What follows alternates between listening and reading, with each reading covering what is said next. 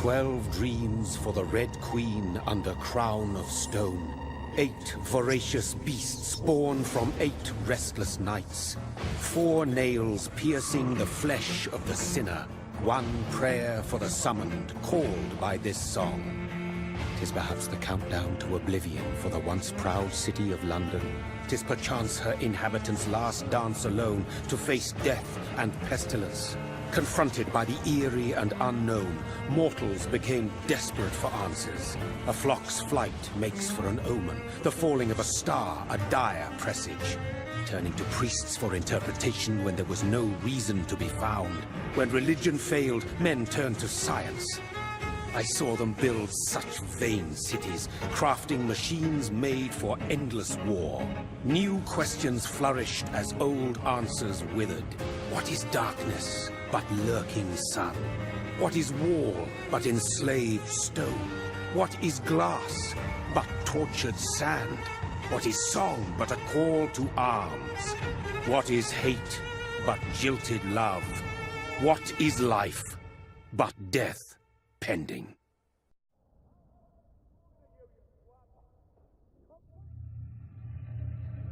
Death. Since the apple was plucked from the sacred tree, mortality was believed to be God's punishment, a righteous snare to keep mankind from ascending to the stars. They were all so wrong. Death is not a wicked thing, nor some holy retribution. A true punishment would be to never know its sweet kiss. Awaken from the harshness and be born once more.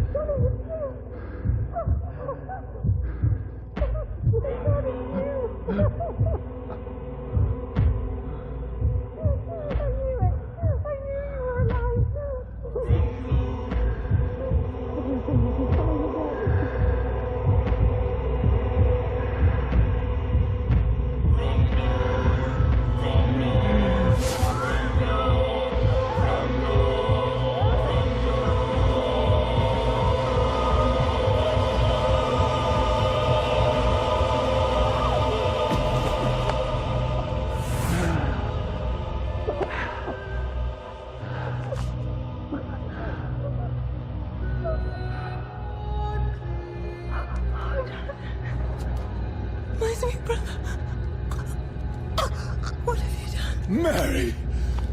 Oh, no! Mary!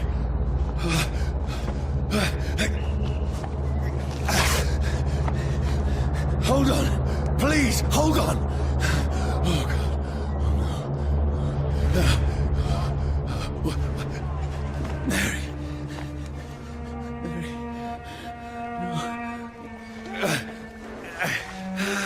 No. No. No.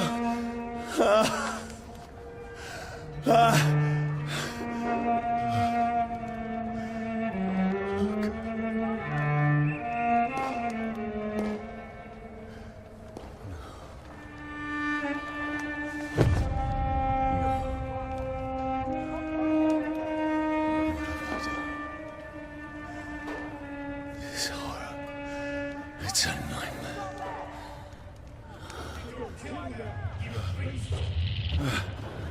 No! Please, a moment, let me explain!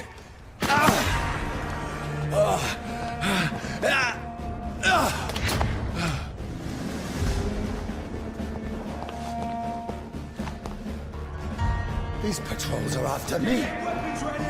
No! No! Don't shoot! This is a nightmare! I need to get out of here!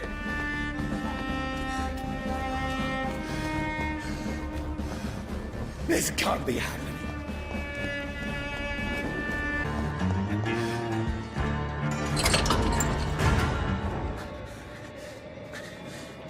I mean you no harm. I need help. Die, you fucking leech!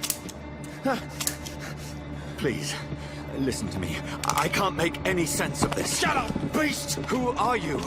What is this all about? What in God's name? I'll do the rest of the job. Just leave me.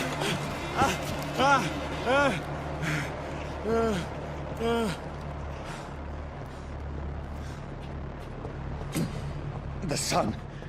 It feels like it's burning me to the bone.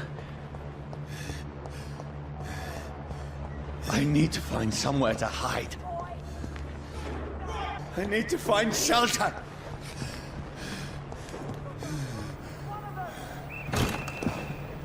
Is anybody there? What is this place?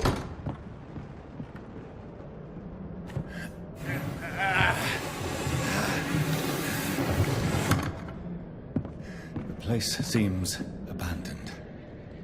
I should be safe enough here.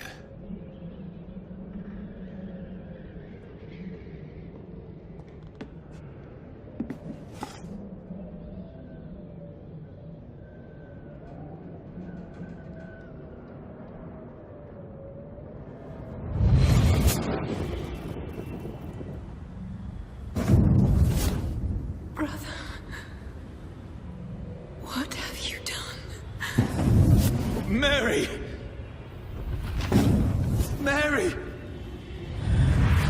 Mary, I'm sorry. Whoever did this to us, I will find them.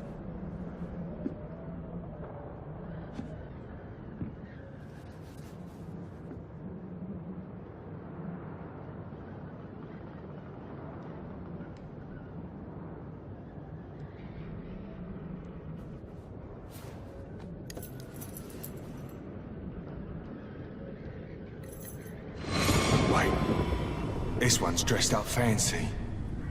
Let's run through his pockets. Picking the dead's pockets? Are you serious? I've still a rent to pay. He's got no more responsibilities. What's this? Gold watch.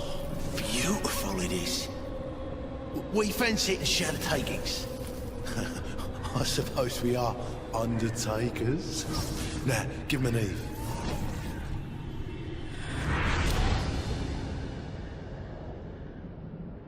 That's impossible.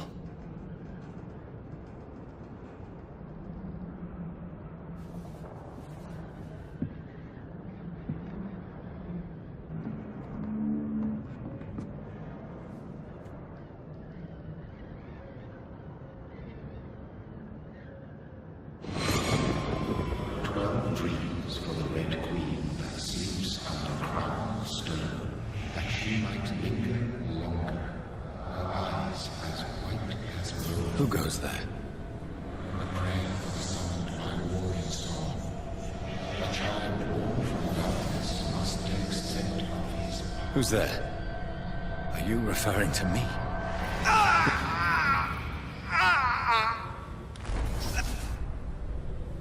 No! No! I still still have so much to accomplish.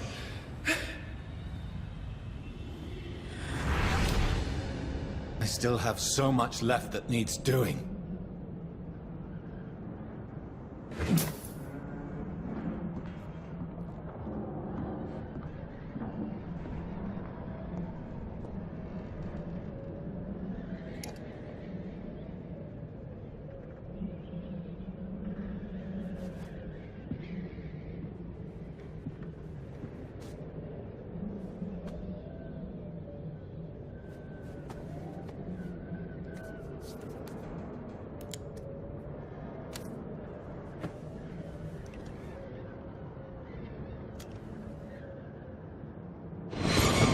Johnny, this one's lost. We need to leave. And now! No! There's time. I can save him. That's the enemy coming! The orders are to evacuate the hospital! Done. He'll live. And now what? We fight. Killing is a hell of a lot easier than healing.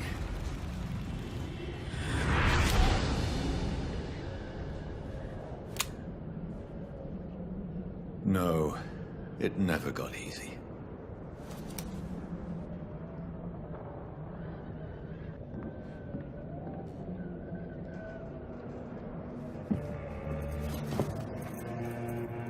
This makes no sense.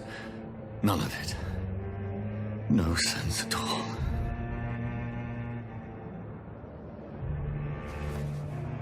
It's a nightmare. That's it.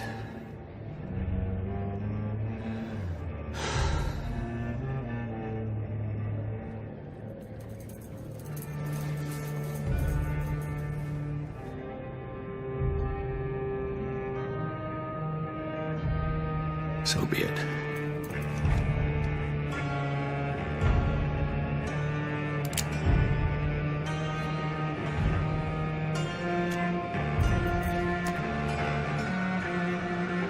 Rational thinking only.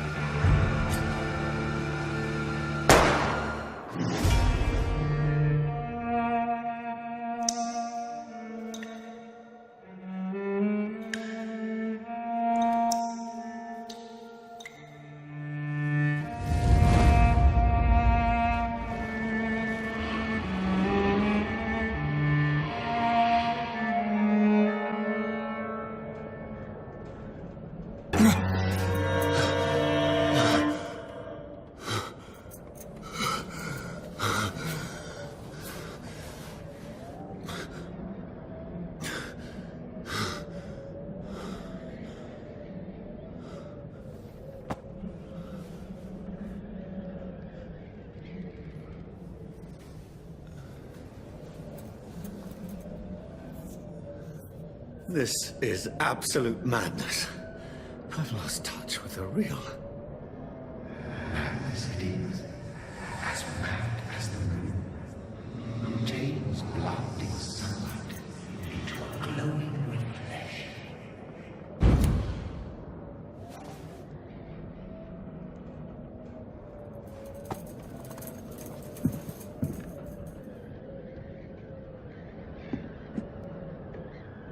Voice in my head. If I'm not mad, then it must belong to the one who made me what I am. I must find him to understand what I have become. It's closed! These people want me dead. I need to leave now.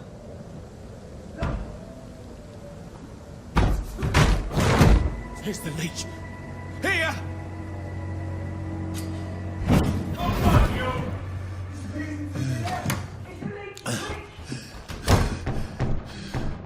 My head's spinning.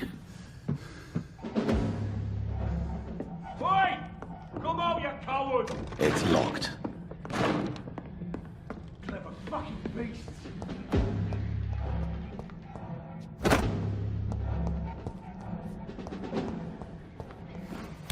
I'm still in Southwark.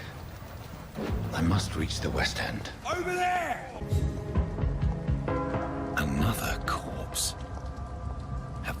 these streets of London become a mausoleum?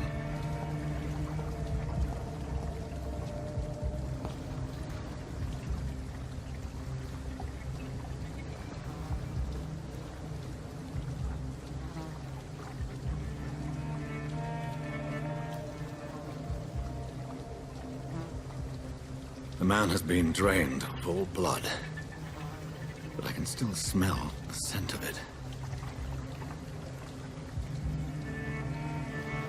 I follow the scent's trail. Perhaps it will lead me to my assailant.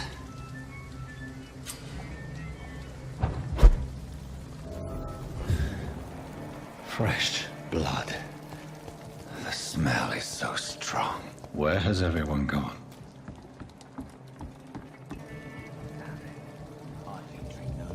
At last, a little life. Good evening, sir. I wondered if I could ask for your help. Wow, you look like you need a drink. Yes. I apologize for my outfit. It's been a long night. Been there, seen that. Don't worry, things can only get worse.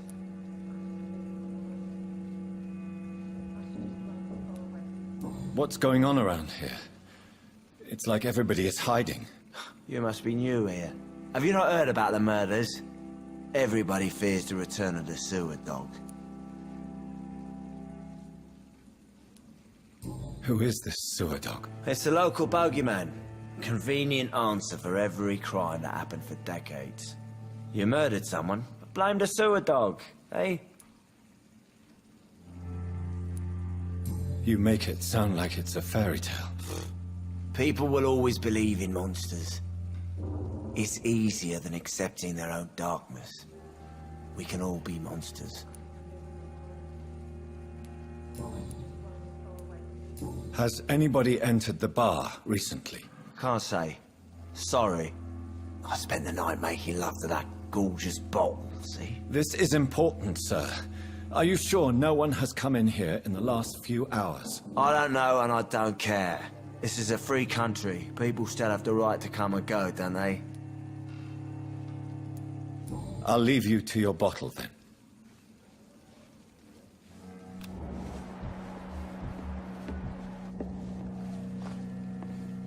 Are they stupid or something? My God, sir, you look like Jonah's whale just spat you out of hell.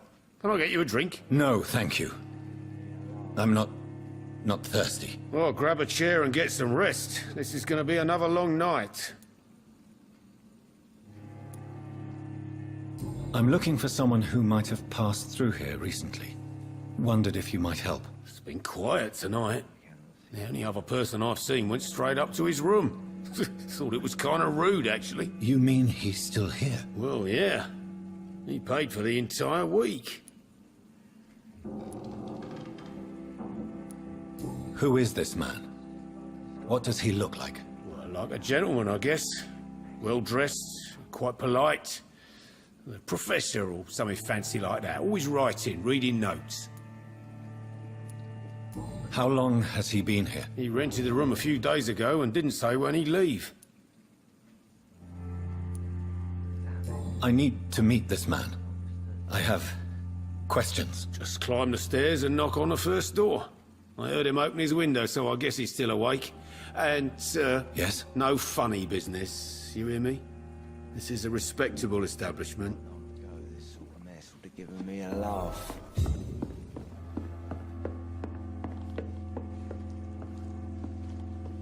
This is no place for you.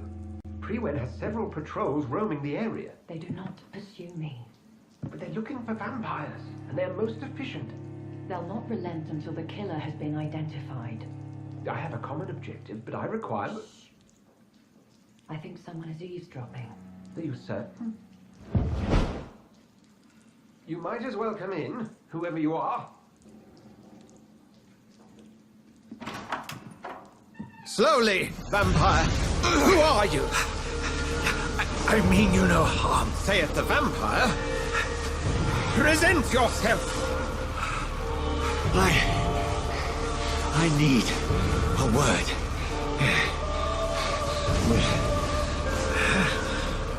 Anyone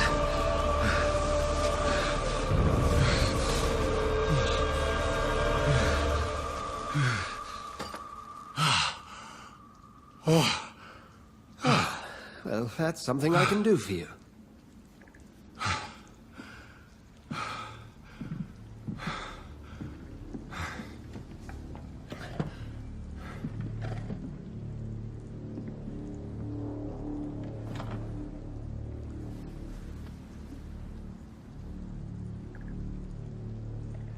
And who might you be?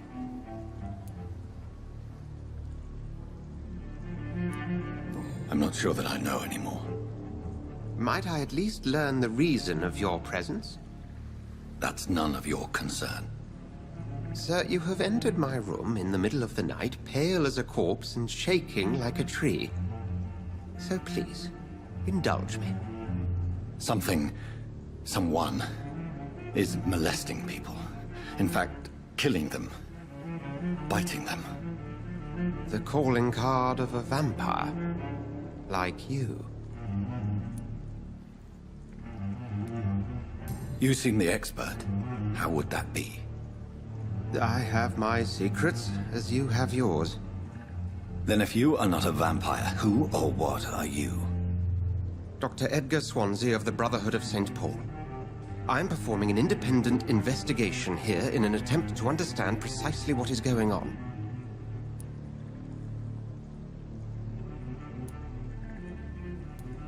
I heard another voice, that of a woman.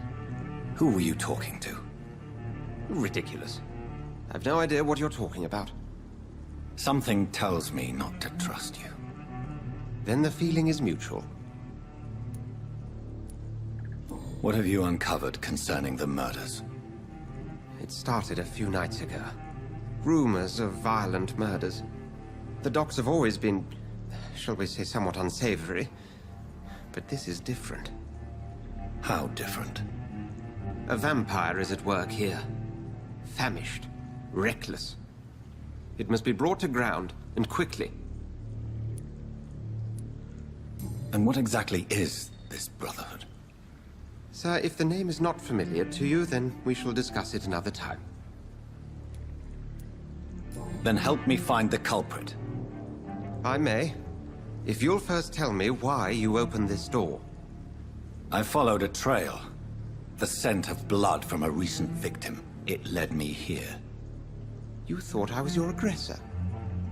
That explains a great deal. We are both chasing the same shadow.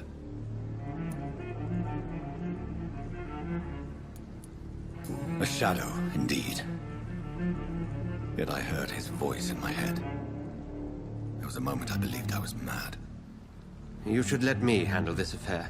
You've no idea what you're up against. No. I will find the monster. He is mine. How will you do any better than I? But then let me ask you this. What are your intentions if you find the killer?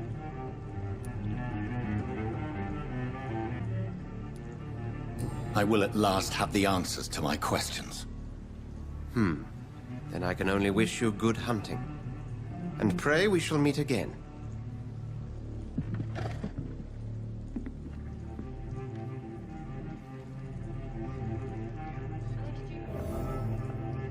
If Swansea is not my attacker, it means somebody else came here tonight. Someone must know something. Poor Jack. Evening, sir.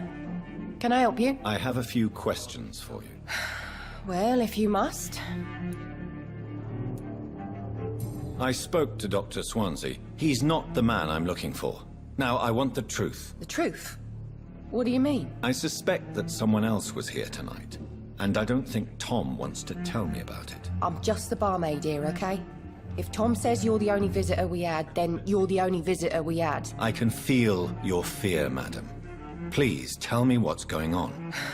It's Will. William Bishop. He came in here earlier tonight and he... Well, I thought he was going to clock someone.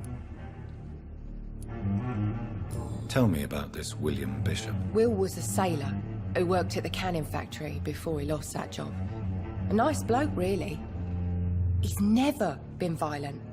Until tonight. Why keep it a secret? Why not tell me about it? Tom's nothing if not loyal. After Will lost his job, he offered him one ear. They used to be good mates. But recently, well, we all started to get very aggressive. I see. Thank you for your candor. I'll be sure to talk to Tom. Welcome back. Did you find what you were after? I can't say I have. Are you sure no one else came into your bar before I arrived? Hey, I told you, you were the only other stranger I've had.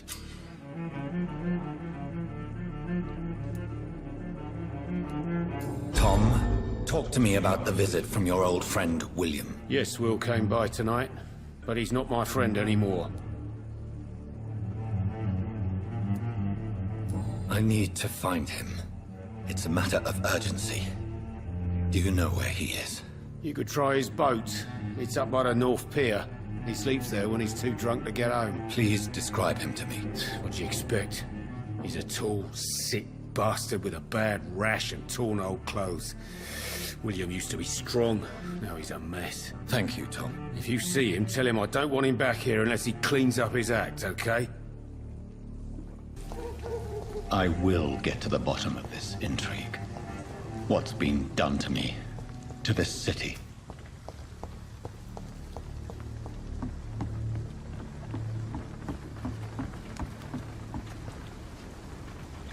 The body is still warm. This man has just been drained of blood.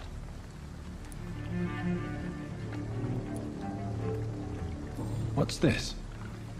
Some sort of note.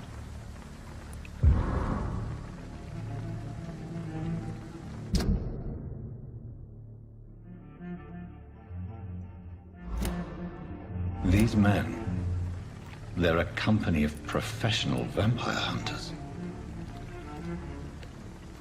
This man was armed. He tried to defend himself. This corpse has been dried of its blood, just like the previous victim. Blood and empty gin bottles. This Bishop fellow is something of a heavy drinker. There are blood splats on the other side of the canal.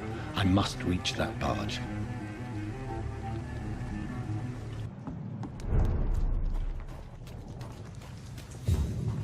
Fresh blood.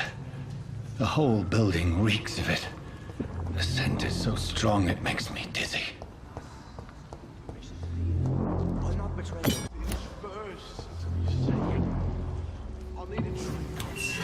This place reeks of bloodshed.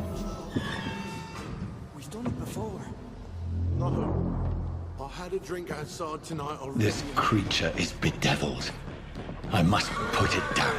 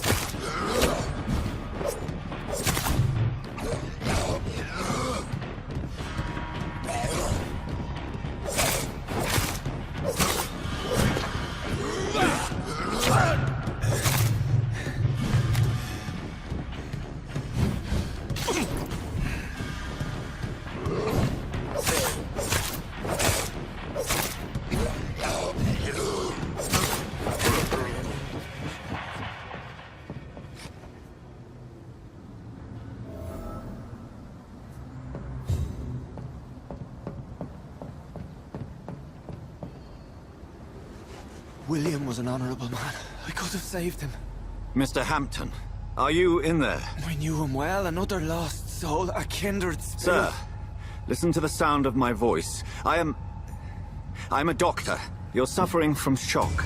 I must return to my flock. They'll stray without me.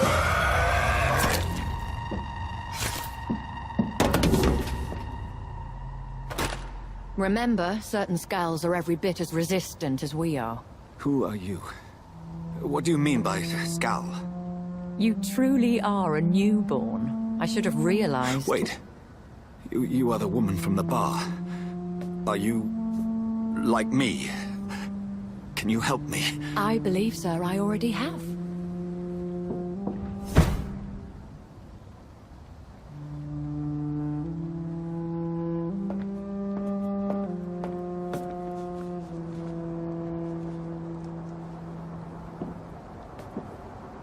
By George and the Saints, you've solved the mystery of these terrible murders.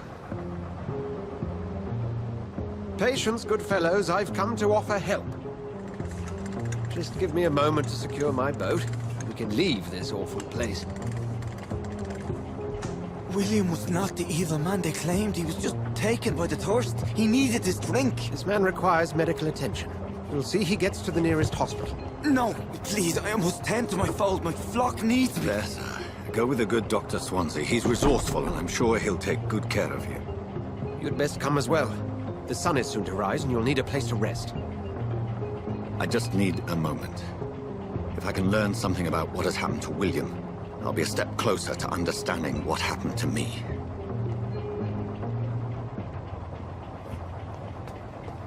This poor creature can't be my maker. Could it be some subspecies of vampire? I must find a place to analyze the blood.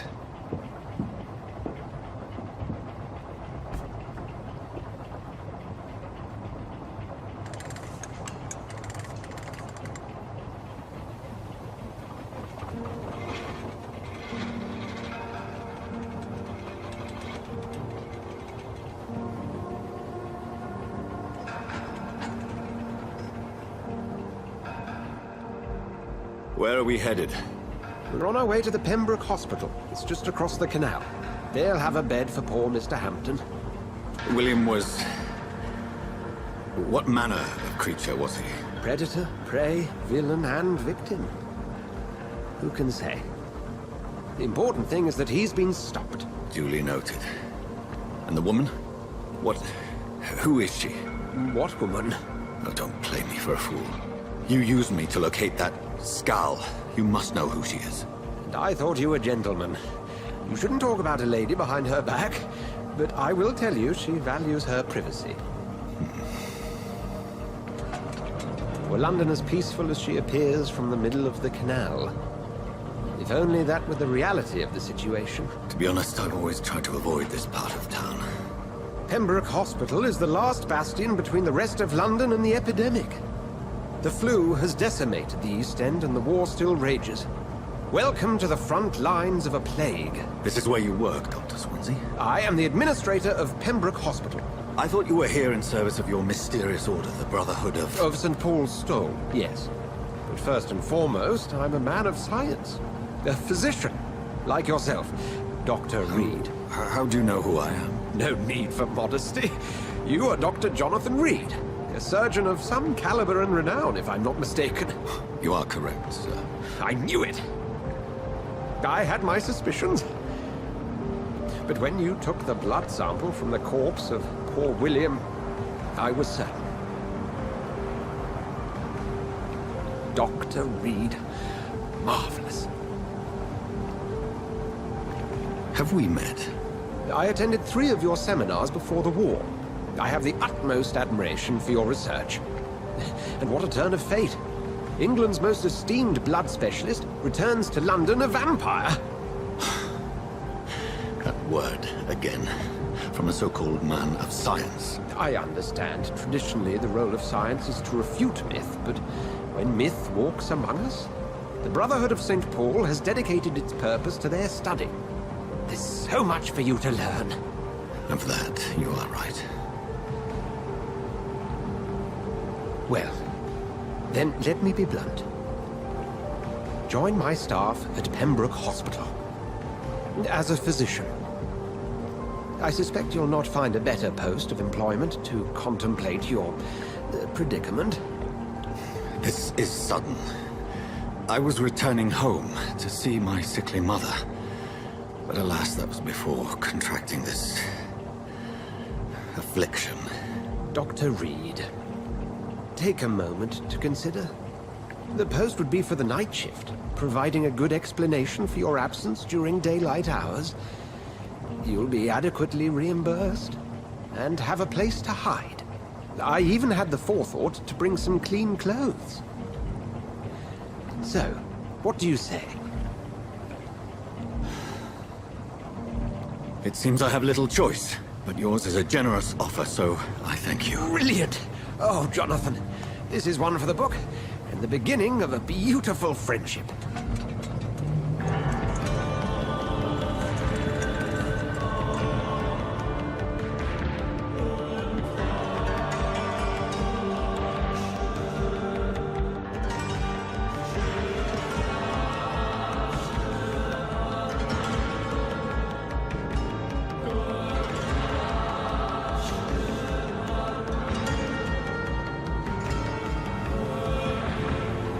Dr. Swansea, thank goodness. I was beginning to be concerned. Worry no more, Nurse Crane, for I bring good news.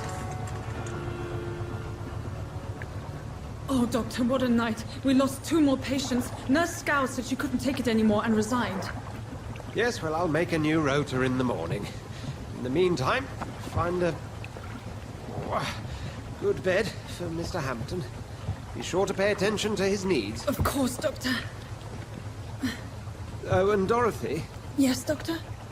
Dr. Reed here has just returned from the front. He served King and Country and will be joining us here at Pembroke.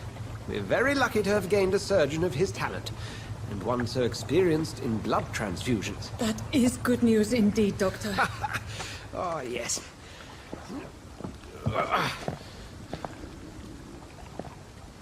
Here at Pembroke, it's not what we have, but what we haven't. It's only thanks to Nurse Crane and the staff that our ship doesn't sink. If you have any questions, just ask her. Duly noted. Thank you. Your assistance is required, Dr. Swansea, immediately. Welcome aboard, Jonathan. We'll catch up after my rounds. Coming, Nurse Crane. I'm coming.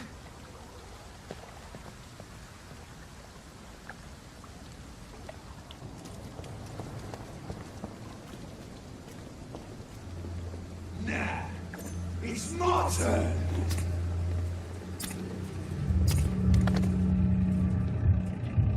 Rotten autocracy. Each heart contains the seeds of life. Drink at this river. Try it all.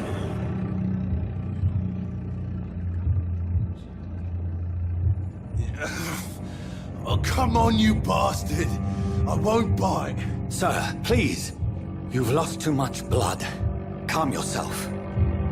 You think I didn't notice?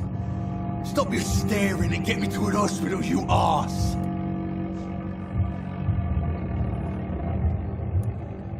Insulting a good Samaritan. Not exactly the way to get rescued. All right, sorry. I am in pain here. My guts are spilling out onto the street and you're yabbering on. Yes. That's a very nasty wound you've got there. Take my word, I am a doctor. Dr. Jonathan Reed. Name's Clay Cox. I'd appreciate you helping me to a better place, Doc. Follow me, Mr. Cox. Let me assist you to that better place.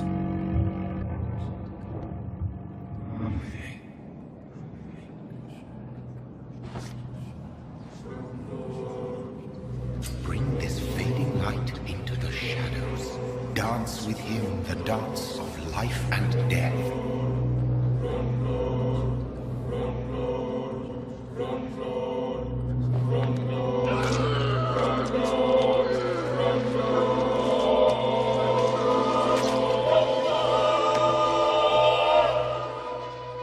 In the back, you bastard! Didn't have the guts to fight me. Fuck you. I'll kill you. I'll kill you. Doctor, where have you been? I've little time to play hide and seek with new staff members, no matter how illustrious they may be.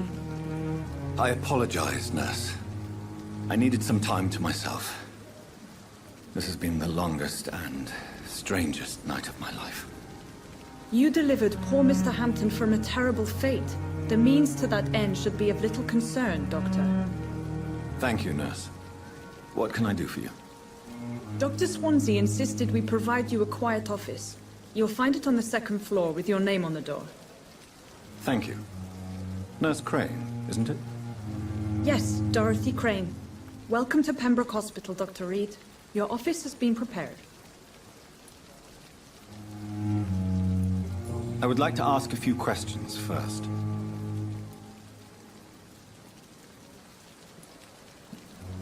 What kind of man is Dr. Swansea? Well, you accepted the job from him. I thought you would have known about your employer.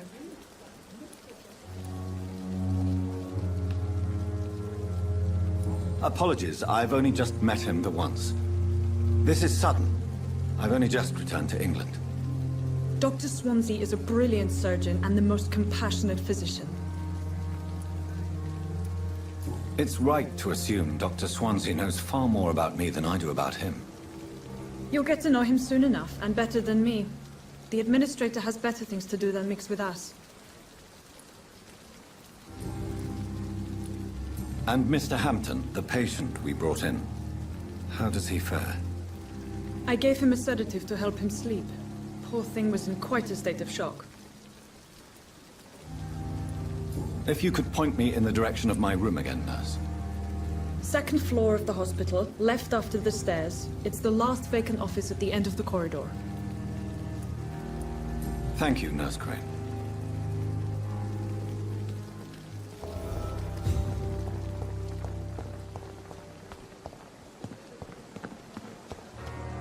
Dr. Swansea is right. This place seems perfect to conduct my research.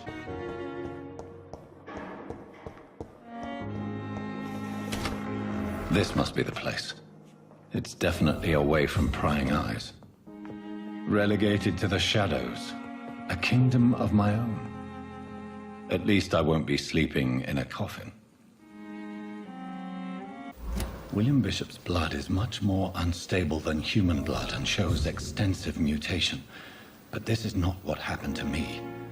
I must keep on searching. The sun is about to rise. I can feel it. I'll continue tomorrow night. I have so much time now.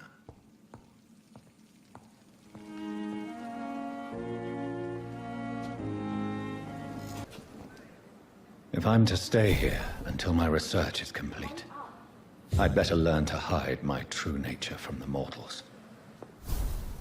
But what about my thirst for blood?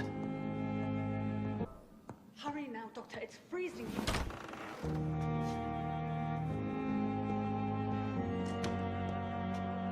Yes, Nurse Crane? How can I help you? I'm so sorry. I know Dr. Swansea wanted you to rest, but we have somewhat of a crisis.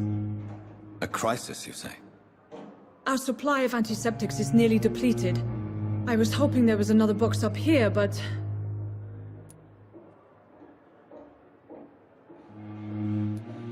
What type of hospital are you running? No antiseptics? You have been away too long, Doctor. With the war and now this epidemic, supplies have been running scarce for months now. I may have a solution. In France, during the war, drugs shortage was a daily problem, and we had to use our wits to overcome the shortages. However do you mean? If combined correctly, certain household chemical products can be used in a pinch instead. Now, where's the hospital storeroom? The storeroom? Fat chance.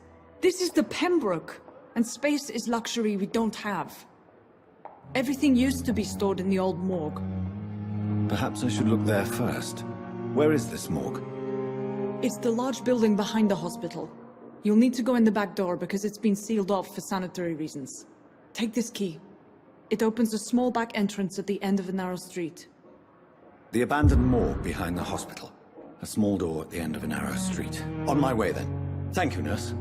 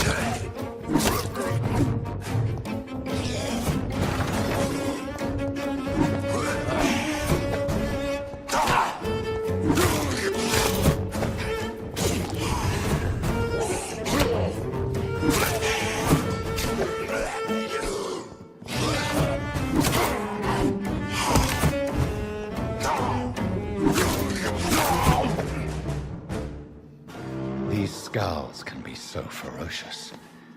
I'm not sure I can defeat them without becoming stronger. To drink blood is so tempting. Sodium hypochlorite.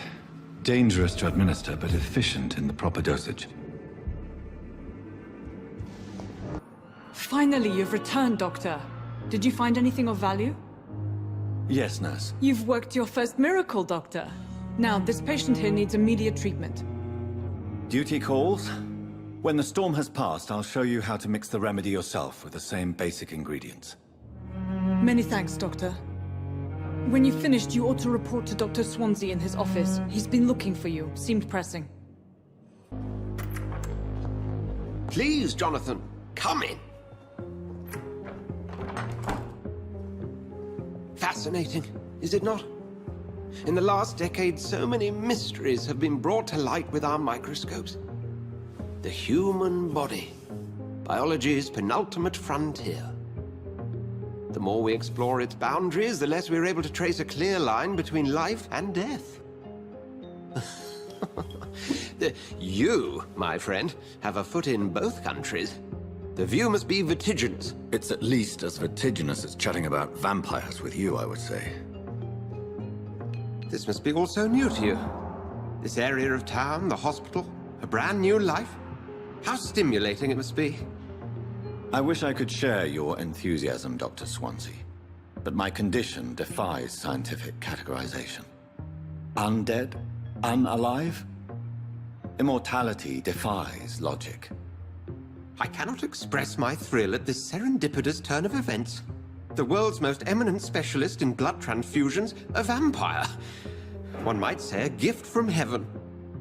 I'm a dead man. I was murdered. Now I'm a murderer. Tell me how this is a gift. Forgive me. I've been an admirer of your work for a long time, and now you are so much more than a brilliant physician. And please, call me Edgar. I'm not some doe-eyed student, Edgar. I understand we both have something to gain from this relationship. Very well. I have a task for you, Jonathan. Something that will require all your newfound skills. Please, go on. The Pembroke only survives through the generosity of our benefactors. Unfortunately, our main donor has found herself in a bit of a bind. Now, if you could help her out... A spokesman or politician is what you need. That's not my calling. And until I come to understand what has happened to me, I require discretion. Discretion is in order, Jonathan. Lady Ashbury has recently received rather indelicate correspondence that, if revealed, would jeopardize her position. And you would like me to eradicate this threat? By the stole, of course not. I would just like you to pay her a visit. Her ladyship is certainly near the tents outside, tending the sick. You can't miss her. Look for someone impossibly delicate. Accepted. I'll see what kind of trouble Lady Ashbury is in. The flu took my dear wife, Emily. I take comfort knowing we'll soon be together again. Mr. Rainfield, that's no way to talk. You're in good hands here, and we'll be up again soon enough.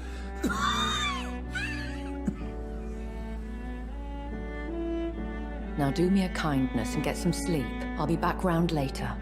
Your words are kind, the blessings of an angel. You're the sweet, sweet Lady of Mercy.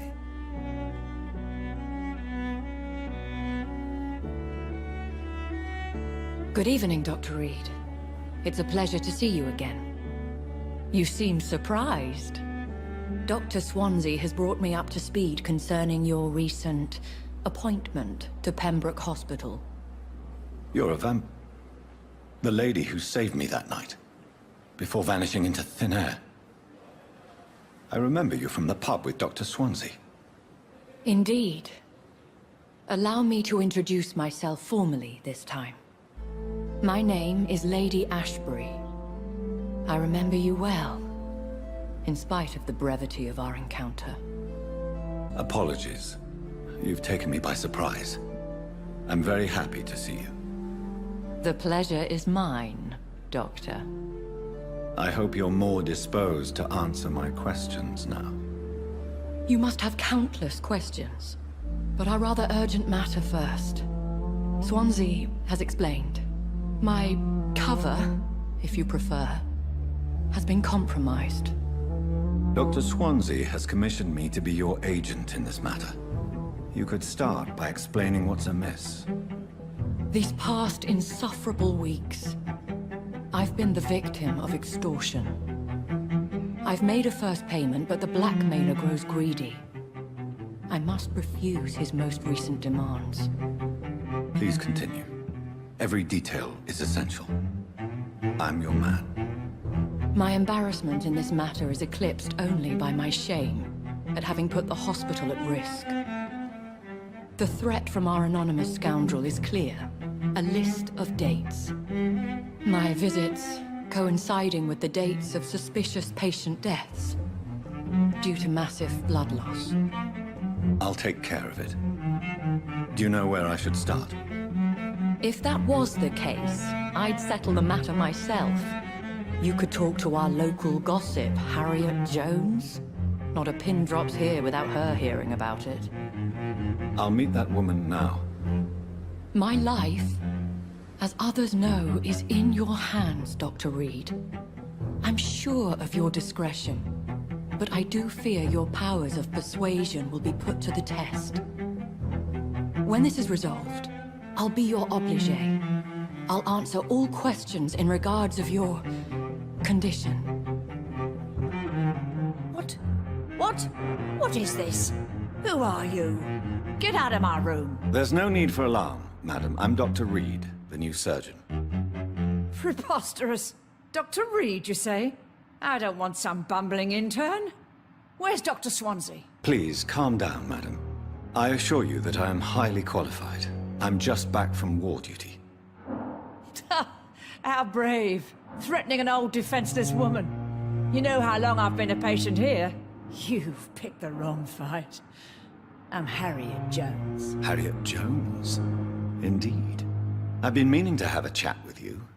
You know what goes on here better than any other patient, I gather. Oh, better than any patient, nurse or doctor. I've seen so many vile undertakings. I heard there have been some despicable goings-on. Was there a case of blackmail? Blackmail? Wait. You're investigating something. This isn't a social call. One of those incompetent cunts slit a poor sod's vein. I assure you, madam, this is not an investigation into a possible medical error. Debauchery, then? Nurses Crane, Hawkins, Brannigans, whores, all of them. They can't keep their legs shut. I've seen them scratching slutty sores. Really? Well, if you have irrefutable proof, I'll not have the staff behaving in such a manner here. This is your business, Doctor, not mine. But I swear one of the nurses is cavorting with some man on hospital hours. Thank you for your time, Miss Jones. You've given me something to go on. See you on the next round. You're sure you don't come back with me? Nah, I ought to see someone at the hospital. Be careful. You look so bad they may keep you as a patient. Fuck 'em. I don't like hospitals. Or doctors. Well then, when you go back to Whitechapel, you may find this useful. What is it? A pass for a free medical exam by the best nurse available. Just read it. I don't read well, but thank you, I guess.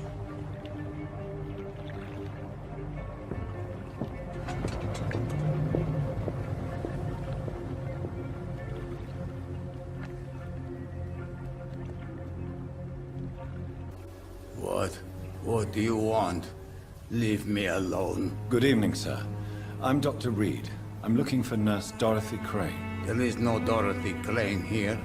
Now goodbye. I'm afraid this medical leaflet says the opposite, sir. Really?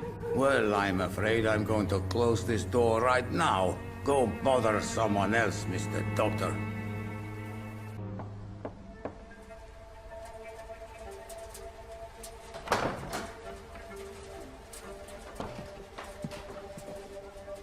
Strange man was at the door with a pass for our medical facility. I refused him entry. Darius, how could you know he didn't need our help? His clothes were too finely tailored to be for Whitechapel. Perhaps just a friend of that stray poet who is always about. Richard Nethercott?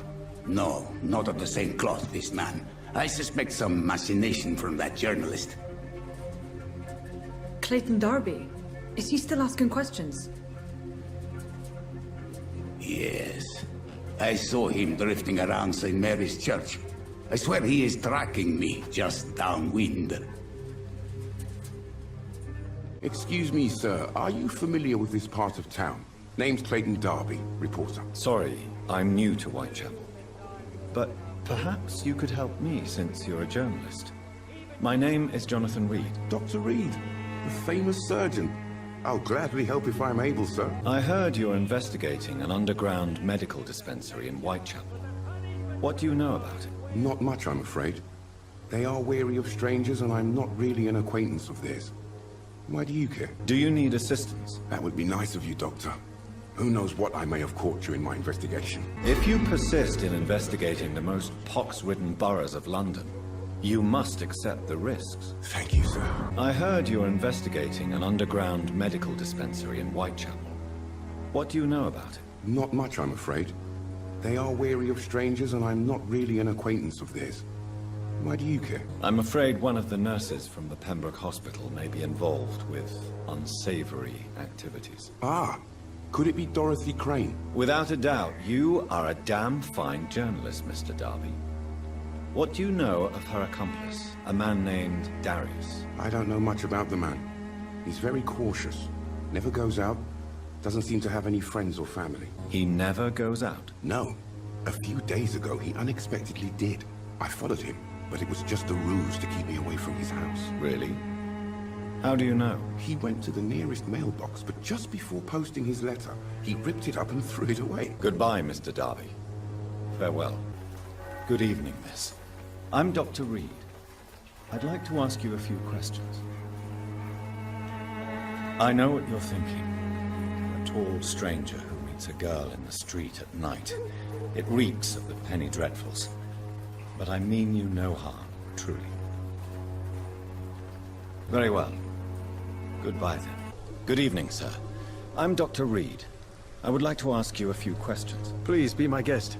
Although I may not be the best informant regarding this part of town, my words speak about that which the eyes cannot see. Really? Are you an artist of some kind? I'm a poet, sir. Richard Nethercott, at your service. May I ask you a few questions about the district? Extraordinary part of town, is it not? I'll be glad to help you, if I can. What can you tell me about an old man called Darius? Darius Petrescu? Yes, I know him. At first, I thought he was only a small publisher. I invited him to publish my work, but his reaction was pretty clear. Not interested in your talent? Darius is an old political activist who takes delight in printing tracts and lampoons. Those communist activities only require mediocre writing skills. I'm looking for Dorothy Crane, a nurse who lives in this vicinity. Dorothy Crane. Oh, I love the name. The Crane of Whitechapel. Sounds very mysterious. But, sorry, no, never heard of her. Do you need medical attention, sir? It may be wise to let you prescribe me something. I don't feel like I should. I understand your appetite for words and macabre beauty, sir. But you should be more careful. The nutrition of my mind is more important than my physical health. But I appreciate your concern, sir. Are you aware that your life could be in danger in this part of town? But this is where I must be to feel the real beat of the city. I had to come, see it for myself, alone. I'll leave you alone, sir. The Petrescu, just 1 minute, please. You again? Go away. Sir, wait. Stop this nonsense. I know Nurse Crane is here. Shall we speak man to man, you and I? All right. Speak up. Don't you see we're on the same side? We fight to help the poor, sick, and abandoned. I'm nothing like you, Mr. Doctor. Yes, you are. You too believe in providing medical care without charge. You know what we have to sacrifice to make the world a better place. I have to admit your words have conviction. All right, I'll let you see Dorothea. Don't make me regret this, though. Patient Raz Van Vasily. High fever running on 3 days. Complaints of dizziness, muscle aches, and head pain. Diagnosed with influenza. Treatment? Aspirin and salicin for the fever and discomfort. Liquids for dehydration, but he's having trouble keeping even water. Thank you, nurse. Anything else I should know? He did lose consciousness this morning, but he's never had convulsions like these. He's not convulsing, he's choking. He's not getting any air. Scalpel! Hand me that scalpel! What can I do, Doctor? I need to perform a tracheostomy. Short pipe. That rubber tube will do. We're going to cut a passage for air through the neck. Yes, Doctor. He's breathing again, but he's coughing up blood. Internal hemorrhaging. I need to make another incision into the chest cavity to drain the fluids from the lung. Prepare another tube. A thoracostomy? Doctor, we've nothing to fight the infection. We need an aseptic environment. Right then, Nurse Crane. What do you suggest we do? I've no idea. I'm not the doctor. Time is of the essence. We need to perform a thoracic drain. Yes, Doctor.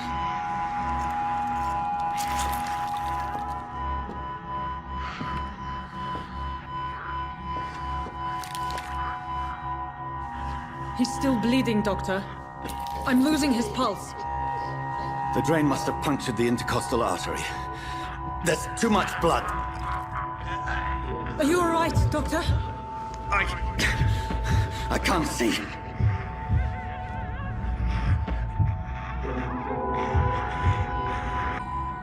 Yes.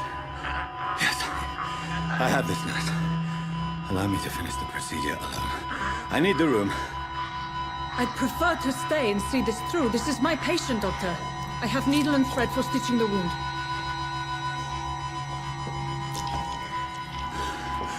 Good. The stitches are holding. How's he doing? We're losing him. We've lost his pulse. He's dying, Doctor!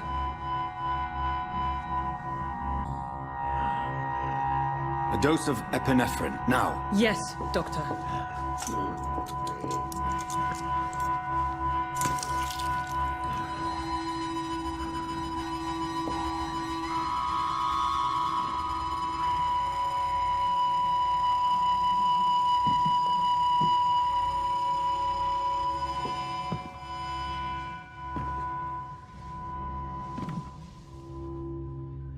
We've lost the pulse.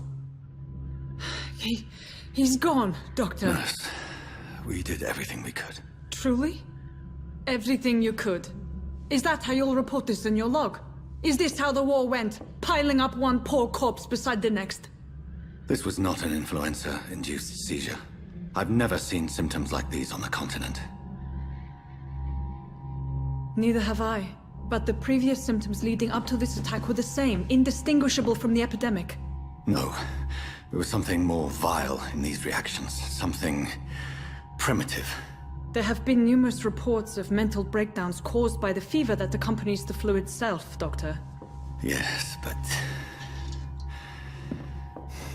I'd best take some samples of the blood for analysis.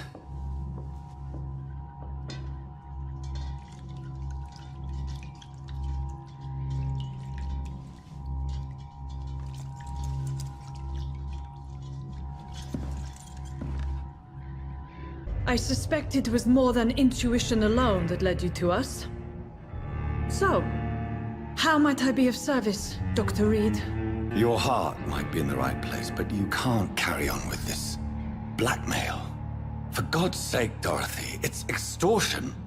It's a serious crime. Doctor, you think your warnings scare me? I've stolen and plied, blackmailed and lied, but what else am I to do? I'm all these people have. You've convinced me of the sincerity of your actions and their noble justifications. But all the same, blackmail is a crime, and it will stop, Nurse Crane. So, are you going to turn me over to the authorities? Nurse Crane, there is no question that the work you've done here is extraordinary. but this dispensary is incapable of coping with the outbreak. It's only a question of days before the situation at hand will overwhelm us. I cannot allow it. It's my duty to put an end to this immediately.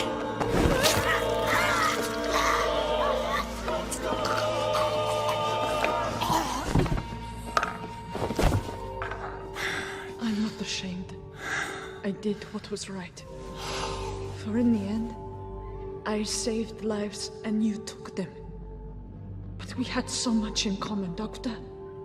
Don't you see that?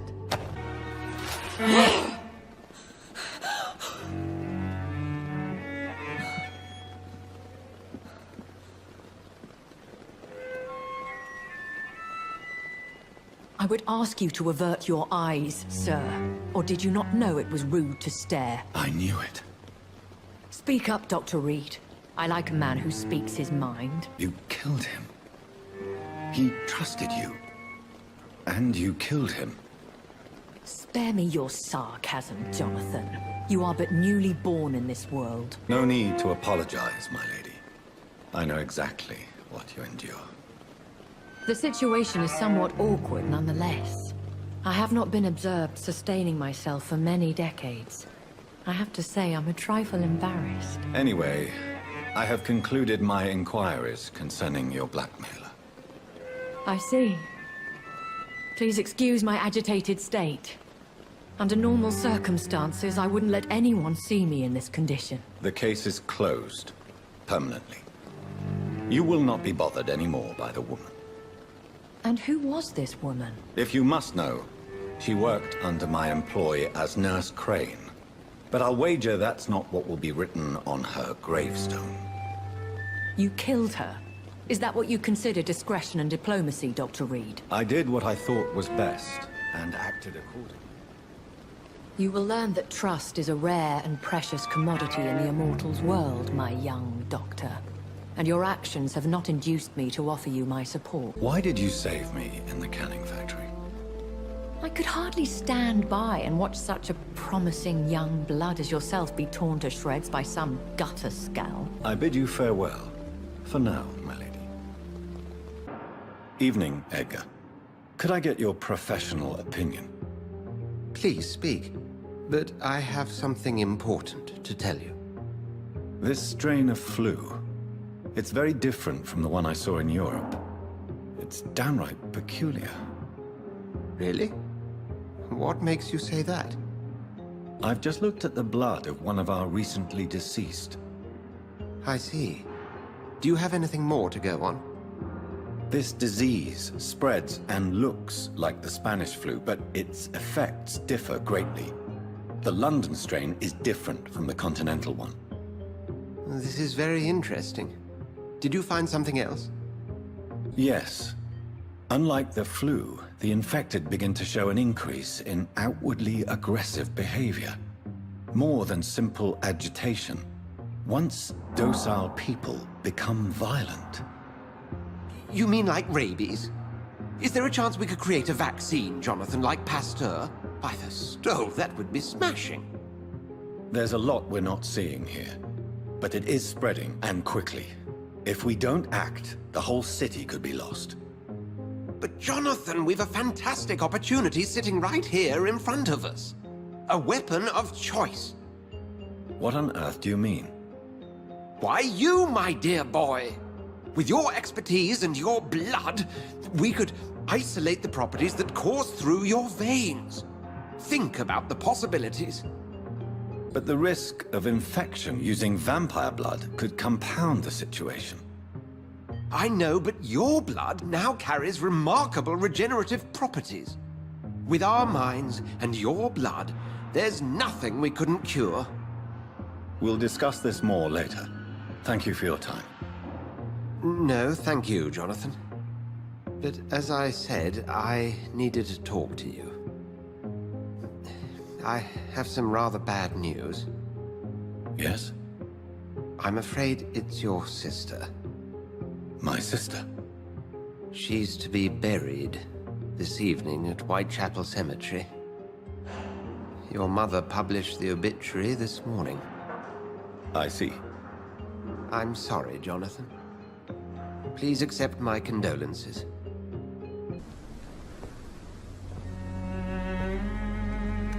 I am the resurrection and the life.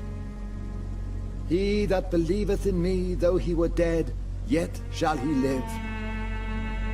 And whosoever liveth and believeth in me shall never die.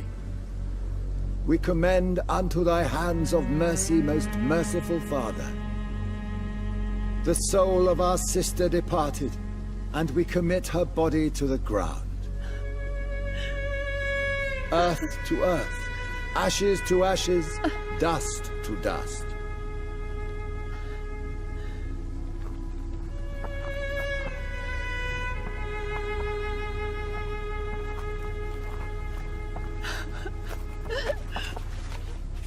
Why kill my Mary and stick her here in this cold, god-awful place?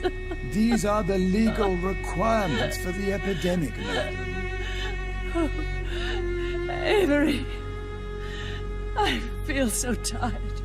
Please take me home. Yes, madam.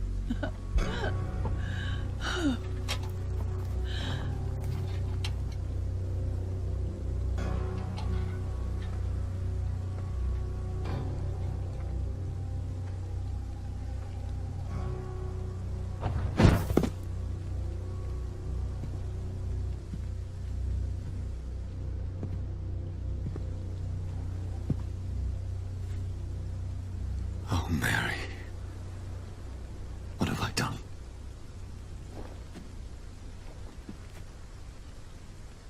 If I could only change one thing. One thing. This is a nightmare. Jonathan, there is nothing you can do but accept it.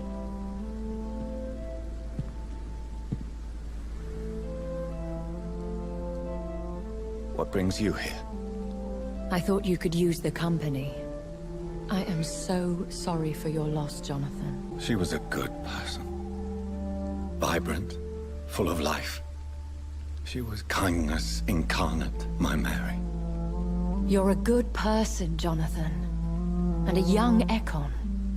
A newborn cast into the night without so much as a candle to guide your way. She had been scouring the most dangerous parts of London in search of me. And it led to her death. Jonathan, don't. I still hear her last thoughts. They echo in my head. Her mind shattered. And it haunts me. Jonathan, stop. Listen carefully. You must come to terms with this. You must learn to live with what happened. I'm learning. Every night is a new lesson. What I am, what I must do to survive. But my sister, she shouldn't have suffered because of my weakness. Don't you see? You're doing the work of our enemies, feeding your remorse. We are weakest when we grieve, and the guilt blurs our senses. And so this is why you're here. To warn me. You felt this pain yourself. You too have endured this. I don't want to lose you, Jonathan. I've lost so many friends. Loved ones I cherished. Pray for Mary's forgiveness, if you must. You may be right. Of course. I've stared upon this world for centuries. And time has taught me to deal with guilt, if not erase it. What should I do then? St. Mary's Church is not far from here. Go there and make your peace. Find the solace you need. My lady wants me to confess. No, Jonathan. It's you who wants to confess, I think.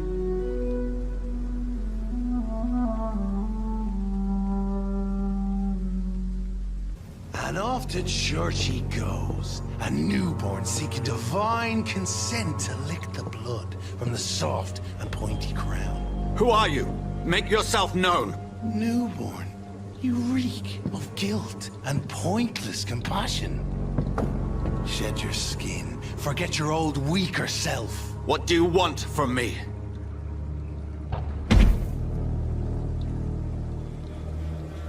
Ascalon does not approve of lone wolves who bring unwanted eyes to our pastures. So your name is Ascalon? Ascalon's will is vampire law. Learn them, abide by them, or I shall return as your judge and jury.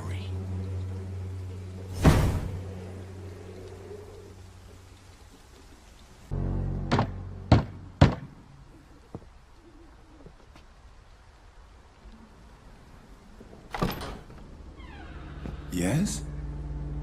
What is it that you want? I'm sorry to disturb you at such a late hour. No worries, my son. I'm still quite awake, having just returned from a funeral. Yes, I know. I've forgotten what I wanted. I don't know.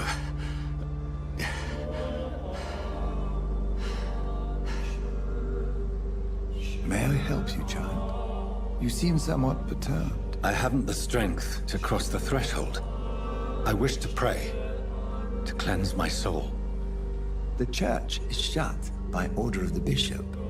But I'm still the vicar of St. Mary's, if that is any use to you, my son. You seem to me a good soul, Vicar. But this is a personal matter. There are no secrets from God, my son. If your heart needs comfort, consider me your chapel. For I can be as silent as stone. I've words for one departed. They're not for living ears to hear. Your eyes burn with rage, yet I see the pain that lies beyond. I am here to lighten the burden of all God's creatures. Whatever you tell me is between us and the Lord. Very well, priest, as you seem quite adamant. Open your heart, my son. Tell me what burdens you. With whom do you wish to speak? She was my sister. You seem so troubled by the loss of this girl. What happened to her? It was an accident. A terrible, terrible accident. I see. And how are you feeling, my son? I wish I could forget all this. I have a final question for you, my son. This is of the utmost importance. Ask your question, Vicar. What would you like her to know? I killed you. There's no excuse. My dear Mary, forgive me. You have been heard, my son, and your burden will lighten if your words are sincere. Go in peace now, and live your life in the way she would have wanted.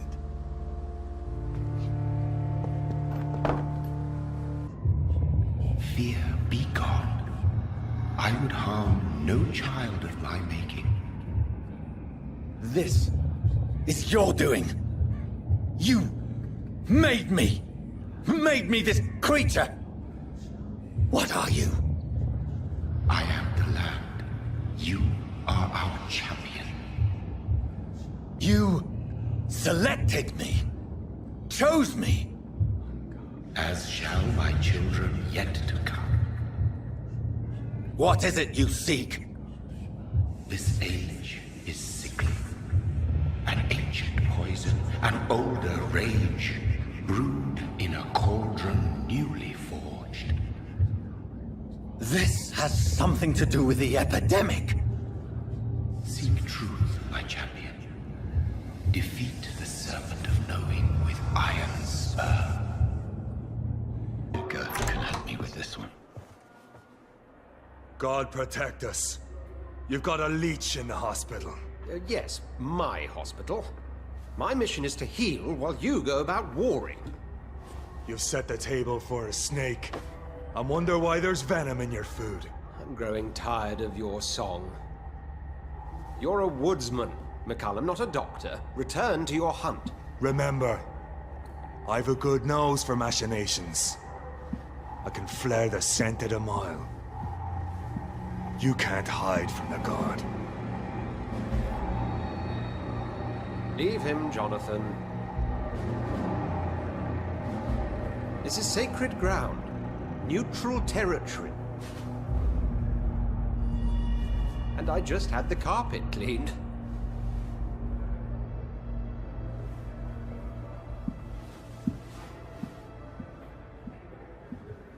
By the sacred stole, this is very bad news. Bad news indeed. What happened? The hospital has been attacked. We have injured patients, at least one dead and several missing. This has spiraled out of control. Even the most infirm are asking to be allowed to return home. We cannot have the people lose faith in this institution. This hospital is their only hope. Of course, you're right. But we cannot afford a public scandal. It would ruin us. We must restore order, and quickly. You mentioned a dead patient. Who is he? She, Jonathan. She was Miss Harriet Jones. I found her room like a slaughterhouse. Blood everywhere. The duty nurse is taking care of the mess. You want to restore peace in the hospital again? Jonathan, please. I can't rely on anyone else. And this concerns you as it involves vampires. Someone has taken advantage of our more liberal tendencies here. In what way? Jonathan, I may turn my head when you or her ladyship indulge, but I will not allow this place to become a nest for street feeders. Please then, tell me. Sean Hampton, the man we thought we'd saved at the docks. It seems he was infected after all. So Hampton became more beast than man. Exactly. And now Guard of Prewen suspects the hospital of vampire activity. Do you realize what that could mean for us? Rest assured, I will protect you, and your staff. McCullum is a fanatic. The Guard will stop at nothing. You don't know what they're capable of, Jonathan. Very well. Since I brought Mr. Hampton here, I will put an end to this. Good evening, sir. Have you witnessed any suspicious activity or strange events recently? And what do you define as a strange event? More to the point, who are you? My name is Ichabod Throgmorton, vampire hunter extraordinaire and warden of the East End. A vampire hunter? Really? I know what you're thinking. I'm just another lunatic howling at the moon, but I'm not. The bloodsuckers exist, and they're close. Mr. Throgmorton, I'm Dr. Jonathan Reed. I'd like to hear more about these vampires you're hunting. A man of science? Well, I'll be glad to enlighten you. I'm looking for Sean Hampton. Can you help me, Mr. Throgmorton? The sad saint? He should be at his night asylum at this hour. But I cannot tell you how to find it, sorry. Really? Why is that? It's nothing personal, Doctor. I'm sure your intentions are good, but people who sleep there, they have plenty of reasons to hide. Maybe at least you can tell me who could help me find him. Tell you what, go and chat with Tom Watts. He's a bartender and good judge of character. If he talks to you, then it's fine by me. I could make you tell me, but I respect your refusal. You really believe Sean is a saint, don't you? All I will say is this. Gossip has it that when he was a child, he was molested. By a priest of all people. Funny thing is, though, it only strengthened his faith. So, how exactly are you protecting these people? I'm curious. I patrol late at night, investigating anything unusual. I try and encourage people to stay indoors, but people are careless. Can I help in any way? Actually, yes. I plan to put up posters to alert the population to the vampire threat. Are you asking me to paste posters about vampires around the docks? If you wouldn't mind. If you did that, then I can focus on my patrols. So, how exactly are you protecting these people? I'm curious. I patrol late at night, investigating anything unusual. I try and encourage people to stay indoors, but people are careless. Goodbye. And good hunting, Mr. Throgmorton. Damn it. Even this. Well, I never. That's a first. Customers who make that much mess rarely come back. Never mind in fancy togs. I'm much more myself than when we first met. By the way, I'm Jonathan, Dr. Jonathan Reed. Welcome back to the Turquoise Turtle then, Doctor. I'm Sabrina Cavendish. How can I help you? Miss Cavendish, would you be willing to help me locate Sean Hampton? You better ask Tom, sir. Why not answer me directly? We respect the privacy of our customers here, sir. Only Tom can decide who to speak to and what he'll say to them. Goodbye, Miss Cavendish. Good evening, sir. Whatever. Don't you recognize me? We met a few nights ago. Don't take it personally. I spent a lot of energy forgetting what I did the night before. Yes, you had definitely drunk too much then as well. I'm Dr. Jonathan Reed. I'm Dyson Delaney. I'll try to remember you. This time. Inebriation aside, do you need medical help? Yes. I feel sicker than usual these days. Take this, then. And perhaps you could try to slow down the alcohol intake, too. Hey, Doc, you don't really want me to stop the only remedy I can afford. I'm looking for Mr. Sean Hampton. Do you know where I could find him? I really don't know. I heard he'd been abducted. I don't know if he's back. Who could tell me, then? About the sad saint. I'll try asking Tom what's about him. Goodbye, Mr. Delaney. Good evening, Tom. Good evening, sir. How are you tonight? Back to the docks, are we? You remember me, then? Of course I do. You're that man who seemed so lost when he entered my bar a few nights ago. Thank you for your hospitality. I'm Jonathan Reed, by the way. I'm still Tom Watts. Welcome back, Doctor. Tom, I need to find Sean Hampton as quickly as possible. I've been told you could help me. I heard the sad saint was recovering at Pembroke Hospital. Did he leave or something? The important thing is I find him. Quickly. Why not try his night asylum? He takes care of those who need a meal or a roof there. Where is it? It's in an old warehouse, northwest of here. Just follow the bank to the west and go north when you reach the end of the pier. Goodbye, Mr. Watts. Good evening, miss. I'm Dr. Jonathan Reed. Can I help you? A fancy doctor lurking at night by the docks? Not fishy at all. And what about you?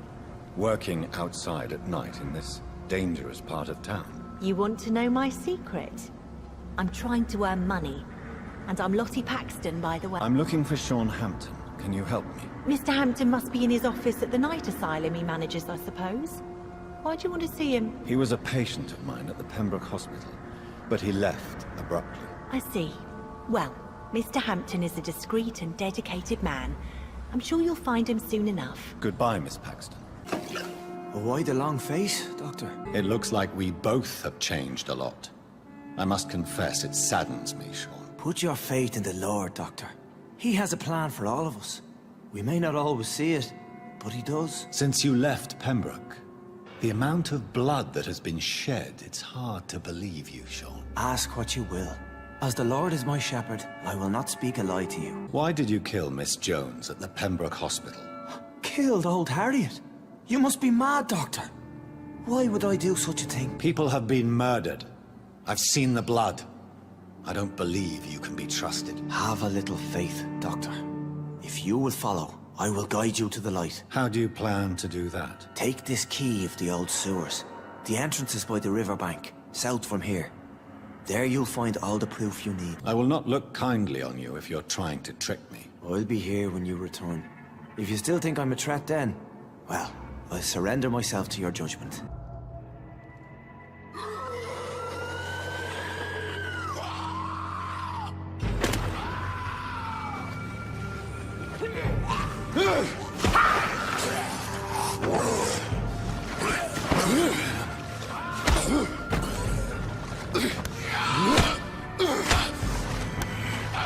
These maggots have escaped the wrath of Ascalon for too long. It is time to purge the sewers of their filth.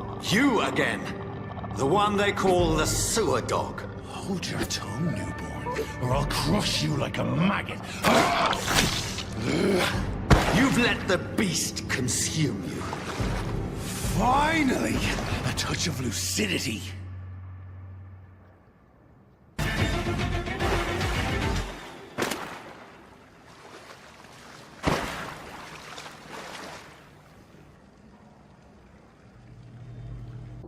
This is our domain, not yours.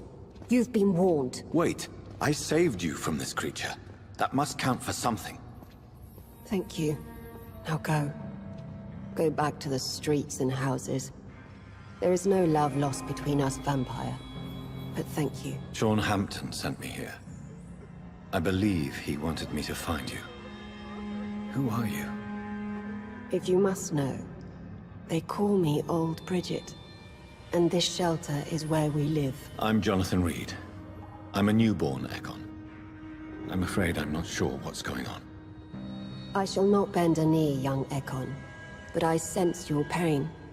Ask, and I will afford you my attention. So was it you that Sean Hampton sent me to find?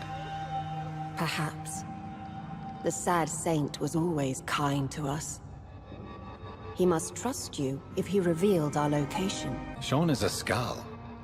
All those I've encountered have been violent, crazed creatures. How can he be any different? Maybe because he is the sad saint. Or perhaps because I am old Bridget of the Sewer Skulls. Sean killed a patient of mine. And that's just one of the murders he's being hunted for. If you refer to Harriet, she is now among us and under our protection. Harriet Jones is alive. That's it. That's the proof Sean wanted me to find. I must talk to her. No. Harriet is not alive. But you can speak to her. I must warn you. She is fragile and may not receive you warmly. I don't understand. She is filled with bile and hate. Her mind is sharp as a tack, but her body is so weak. I've never seen its like before. She is resting in a room on the far right of this hideout. Thank you. I will bear that in mind. Hello, Harriet. Do you recognize me? Yes, you were from the Pembroke Hospital. The young doctor. So full of secrets. I've so many questions I need to ask you, Harriet. If you would. I love questions. As for the answers, you may not like them. I have a question of the utmost importance to ask. Will you answer? Questions, questions, questions. The good doctor, always searching for answers. Do you remember what you did after leaving the hospital? Did you kill anyone? First, a question from me. You answer first. Very well then. What do you want to know? Are you like me? Are you also dead? We are not dead, Harriet. Death no longer pertains to us. We are different. I like what I am. I truly do. I relish the pain that courses through me. I know you fled the hospital with Sean Hampton. Did you or Sean kill anyone in your flight? Anyone? Try and remember. I will not lie. I wanted blood, and I wanted revenge, and Sean pulled me from it, brought me here instead. But the shadows heard my prayers. The shadows killed that bastard. Shadows? Tell me what you saw. The shadows, they heard me and answered. Something in the deep darkness, quick, deadly. It asked me if I wanted revenge. I answered, yes. And these shadows, this presence, do you still hear it? Was it a vampire? Did Sean see it? It spoke only to me, and now it is silent, but it is born of hatred. And it will kill again. And it hates you, Doctor. Oh, it hates you. What makes you say that? It whispered your name, Dr. Reed. It wanted to know who you were and where you went. Questions about me? What did you say? Nothing, Doctor. I said nothing. There was nothing it didn't already know. Oh, I'm tired now. Let me rest.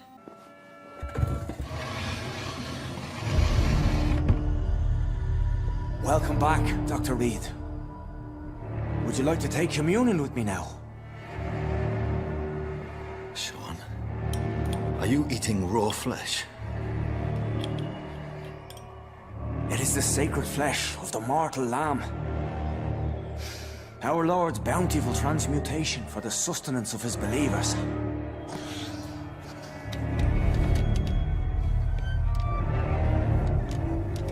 Thank you, Lord. I am your most humble servant. So, true to your word, you waited for my return. I told you, Dr. Reed, I was a man to be trusted. Did you have words with the poor Harriet? This shelter is the tip of the iceberg. You hide your game well, I'll give you that.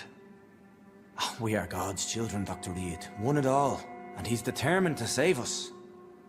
Harriet, Miss Jones, has been behaving in a most violent manner. She's going to need special attention. That's precisely the reason I brought her here. To meet old Bridget. She's the guide Harriet requires. Harriet is possessed by her hatred. You cannot let her roam free. She's dangerous. She has joined her own kind, Doctor. Old Bridget is a saint to the younger Scals, guiding them to salvation and peaceful existence. I believe I've learned all I need to know. I'm certain you've killed no one, but one day I believe you'll cross the line. Logic is a false prophet. Faith is the only path to salvation. What do you mean? We have been blessed with God's eternity. We are the instruments of his divine will. We shall feed the hungry forever and ever. Amen. I haven't the luxury of being able to satisfy my hunger on staunch blood and lifeless flesh. Give yourself over to God, Doctor. Expel your urges and kneel before the Lord in praise. These urges... You know the hunger will never be satisfied. I've come to embrace the everlasting craving. I have sworn to feed only upon the flesh of the dead. It is now my sacrament. Take, eat. This is my body. So saith the Lord. I really would like to believe your fairy tale. The good ghoul feeding upon the flesh of the dead. But I'm all out of innocence. Do you question my fate, Dr. Reed? Do you remember William? Oh, how his admiration for you was exceeded only by his hunger. May his soul rest in peace. A night will come, and you will suffer the same hunger. Someone who trusts you completely, a friend, will die never to wake. You confuse your voracious appetite with my itchy hunger. I would never kill a friend, nor an innocent. I believe you've discovered our defining difference. No! No! I did...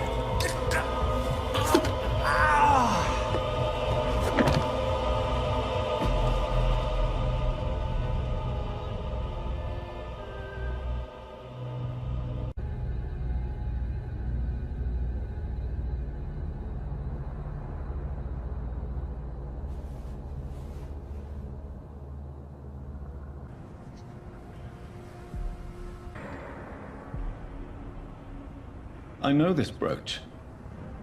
This is my mother's. A birthday gift from father.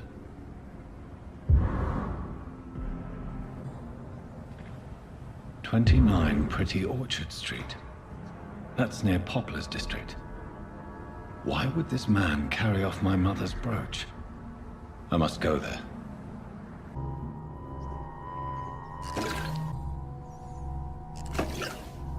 The marks on this woman's neck were made by the fangs of a vampire.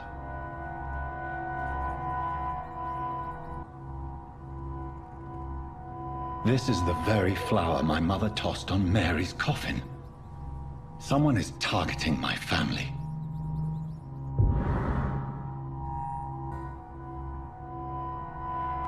Only a golden watch in her pockets.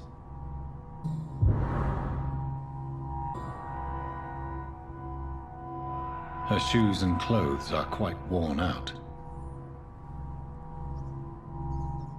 I see you.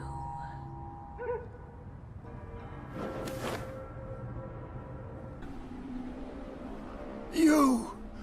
What have you done? Vicar Larrabee, what happened? Demon! Hell scourge! Son of perdition! Vicar! Jonathan is no demon. He's just a loving son, returned from the dead. Like your Christ, Vicar.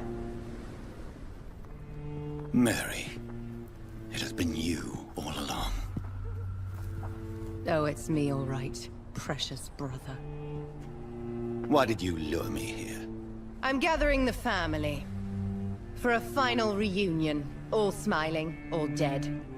Thanks to the good Dr. Reed. Mary. Mother? Say hello to your son. Hello, Jonathan. Mother, What do we have here, Mother? The prodigal son has lost his tongue. Our Jonathan always had the first and last word at dinner. The entertainer, the star of our show. Mary, let me explain. Shut up. It's my turn to do the talking. I have this nasty hole in my chest, Johnny. It needs to breathe. Right then. Speak. My prayers went so long without an answer. My husband killed in France. My child carried away by the flu. My brother promising to return in his letters, then disappearing in thin air. I went from hospital to hospital, cemetery to cemetery, grave to grave. I've lifted every stone in London, searching for an end to the nightmare. And there you were, in front of me, on a dark pier. It was the hunger. You know it now as well. The joy to have finally found you. I longed for your arms, a final happy ending to so much tragedy, to tell me all would be well again. As you did when we were children. It was this filthy dock where you greeted your sister. I dug a tunnel from my grave with my fingers and teeth.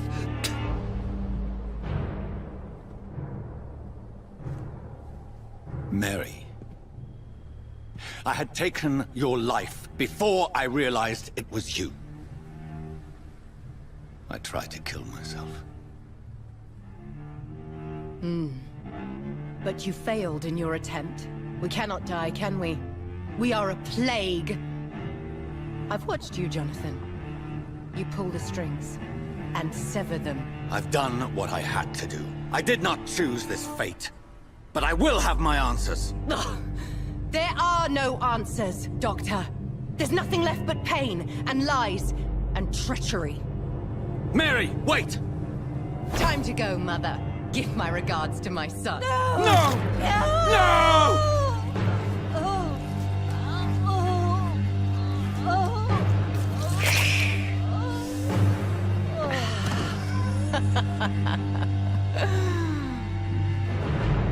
This is what I do to those I cherish. Can you imagine what I've in mind for you? I'll destroy you! Finally, we hear the truth.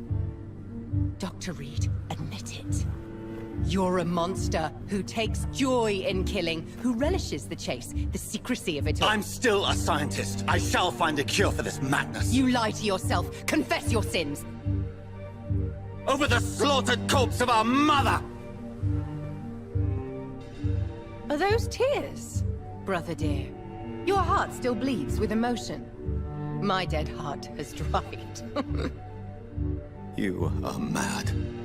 Oh, so that's what I am, Doctor. Mad? I was beginning to wonder. I've been hearing voices, one in particular. That of my dead brother. This is the reason I must kill you. Not for your betrayal. Not for our poisonous kiss. Not even for the lies you tell yourself. No.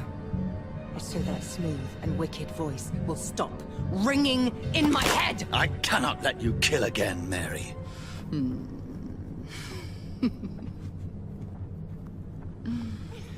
Time to die, brother.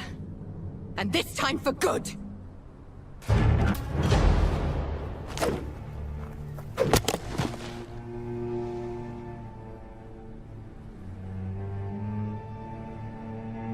Well, brother, it's time to bring this conversation to an end.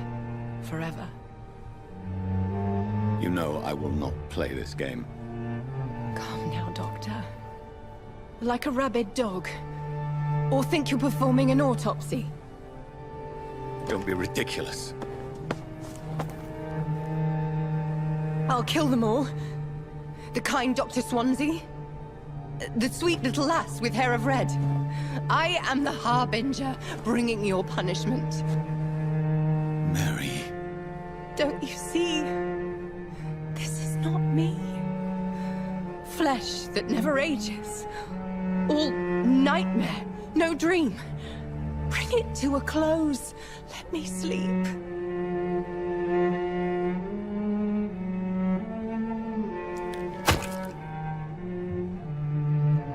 I will find a cure, Mary.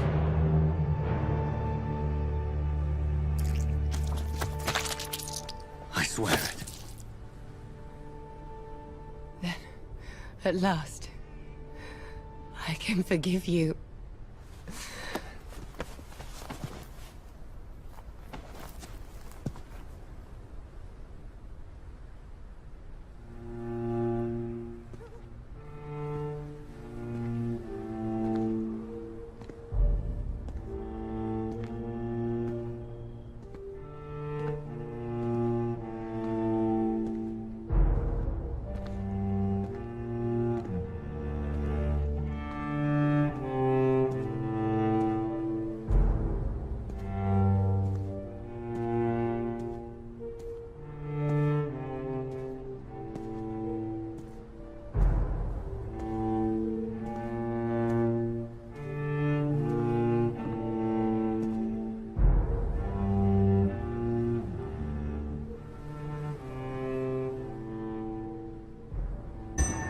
Blood. As I shed one last red tear for my fallen sister, I realize the entire world now revolves around this singular word. The epidemic that has stricken London is not the Spanish flu. It is transmitted through the blood, via violent biting, turning survivors into frenzied immortals. I am Dr. Jonathan Reed. I am a vampire. Born anew into an age of death and pestilence. While plotting factions close in around me, I am sworn to find the source of this epidemic. I am convinced greater perils are still to come. I know the answers I seek are hiding in our blood. You must prepare, child. For the earth is bleeding and the harvest is upon us. Stay away! Whoever you are! This is no time for petty quarrels, my champion.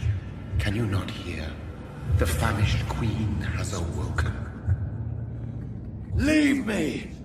Return to the shadows and never come back! But the shadows are our home. And wherever you stand, my son, I stand beside you. I had to kill Mary. I have known your pain, child. Do not succumb to... Silence! I dismiss you, now! The land calls for a champion. All and everyone needs you. Silence!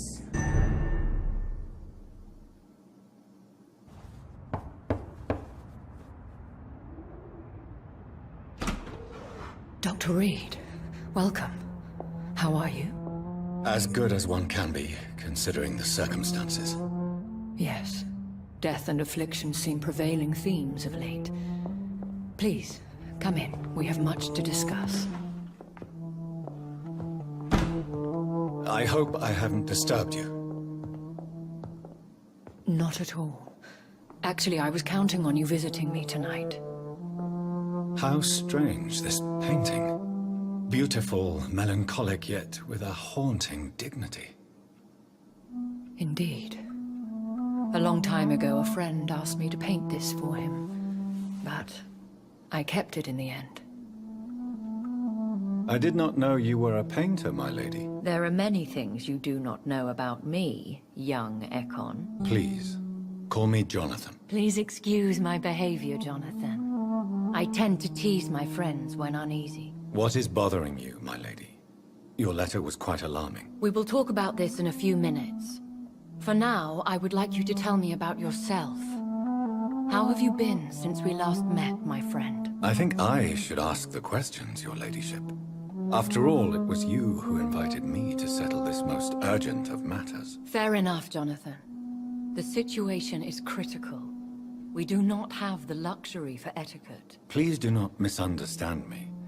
I would be delighted to discuss mundane matters and idle trivialities. If we survive the dark nights to come, we shall have all the time in the world to speak, you and I. For now, please follow me, Jonathan. I must say, your house is exquisite.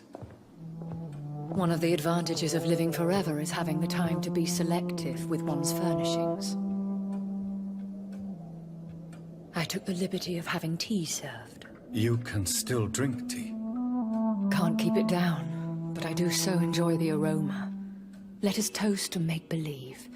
And of course to your health, Jonathan. And to yours, my lady.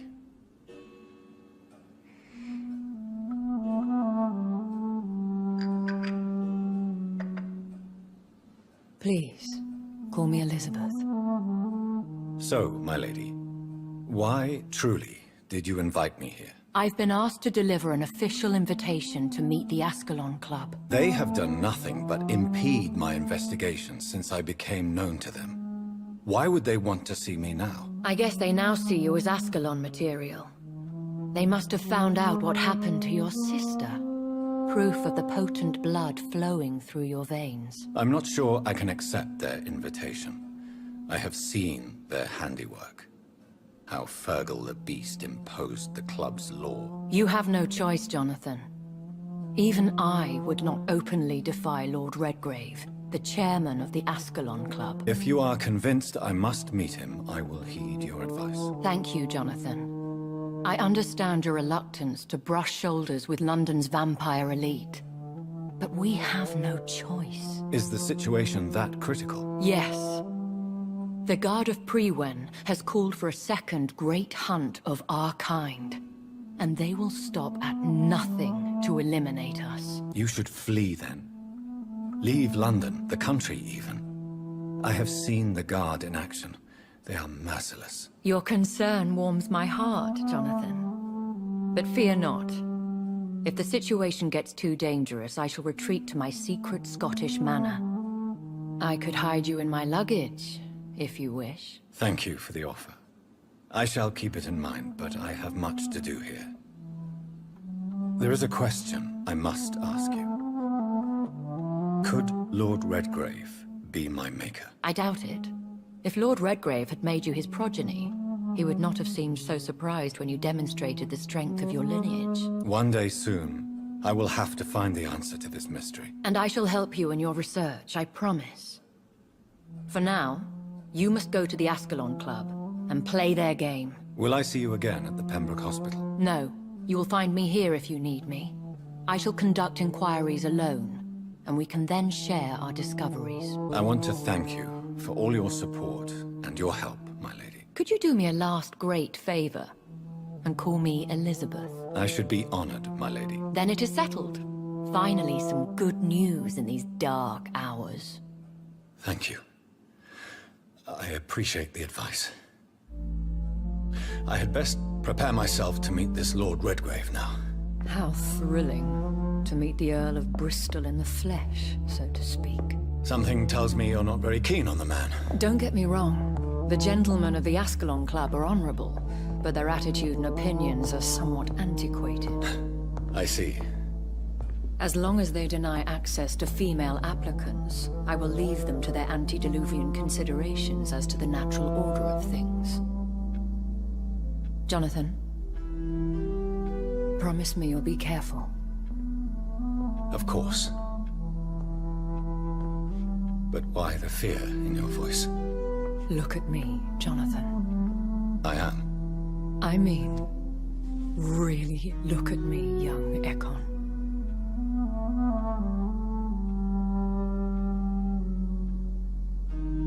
We may be deceptive by nature, but this heart of mine has always told the truth.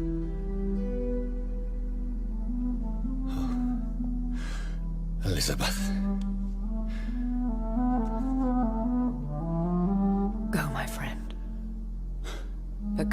me soon.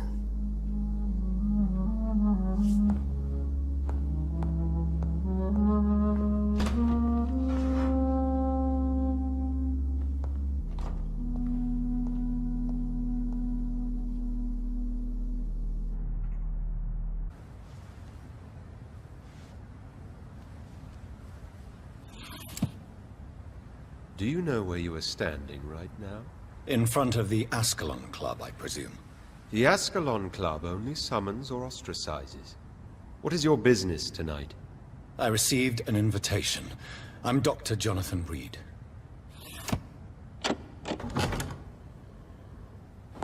Welcome to the Ascalon Club, then, Dr. Reed.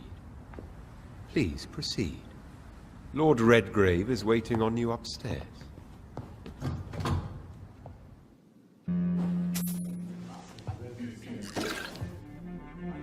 Good evening. We repel the intruders for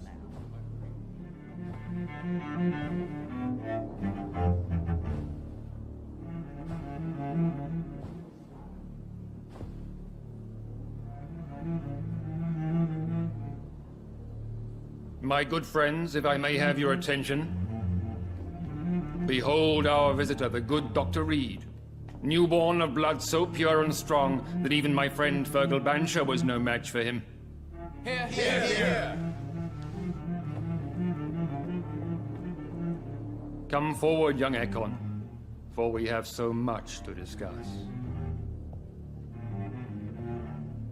Welcome to the Ascalon Club, Dr. Reed. I am Lord Redgrave, Earl of Bristol and chairman of this exclusive association. Lord Redgrave. At last we meet. I've been eager to make your acquaintance. I've heard some astounding things about you. Please accept my condolences for your loss, Dr. Reed. Thank you, my lord. Lady Ashbury expressed your wish to meet me. Yes. The lady has always been a useful acquaintance, though not always reliable. Is she a good friend of yours? She's a close friend, and I'm honored that she feels the same about me. The centuries have taught me never to trust a woman completely, especially if she is a mortal. Too prone to emotions, if you ask me. Too fickle when it comes to important decisions. My lord, do not expect me to speak ill of Lady Ashbury. Of course not, and I praise your loyalty. Would you offer the same fidelity to the Empire? What do you mean? I speak of the Skull Plague that threatens London and the country. You have been on the front line in the East End, but the time has come to open up a second front here. The epidemic has escaped the quarantine. You have new cases of the outbreak. We don't know for certain, but we cannot allow the disease to threaten the prominent heads of Great Britain. Why do you suddenly need me? The Ascalon Club only recruits the best, and you definitely fit the bill. Your scientific and medical reputation alone would qualify you as a candidate. You want me to find possible sources of the outbreak in the West End. Is that it? Ah, straight to the point, like all eager newborns. We shall have time to talk about all this, Dr. Reed, but first, I should like to get to know you better. Talk? Is that the only reason you asked me here? Well, no. I also wanted to meet the intriguing Ekon, who made such a powerful progeny of his sister. You have not learned the name of your maker, am I correct? No, I haven't. Have no embarrassment, Dr. Reed. We all make mistakes. But whatever your lineage, you are definitely Ascalon material. What do you mean? I would like you to become a member of the Ascalon Club, and to serve me as such. I agree to join the club. This is good news. Good news indeed in these crucial times. Let's inform the Assembly formally, and proceed with your initiation. My initiation? Fear not. Nothing fancy nor dangerous. It is just that we, the members of Ascalon, believe that tradition and custom are the backbone of this country.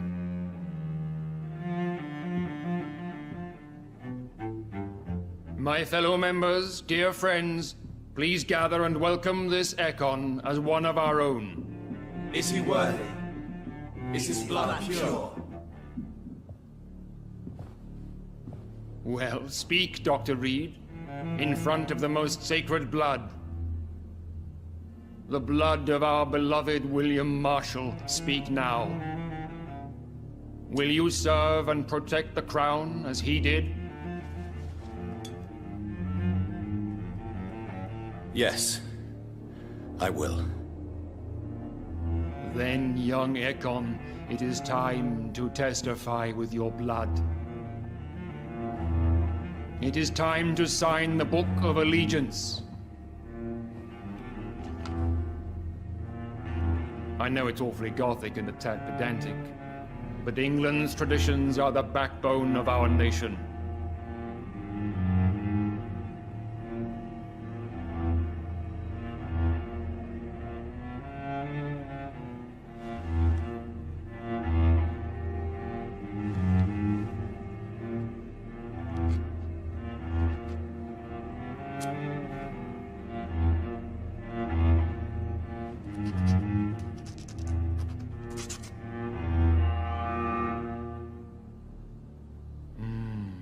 Delightful.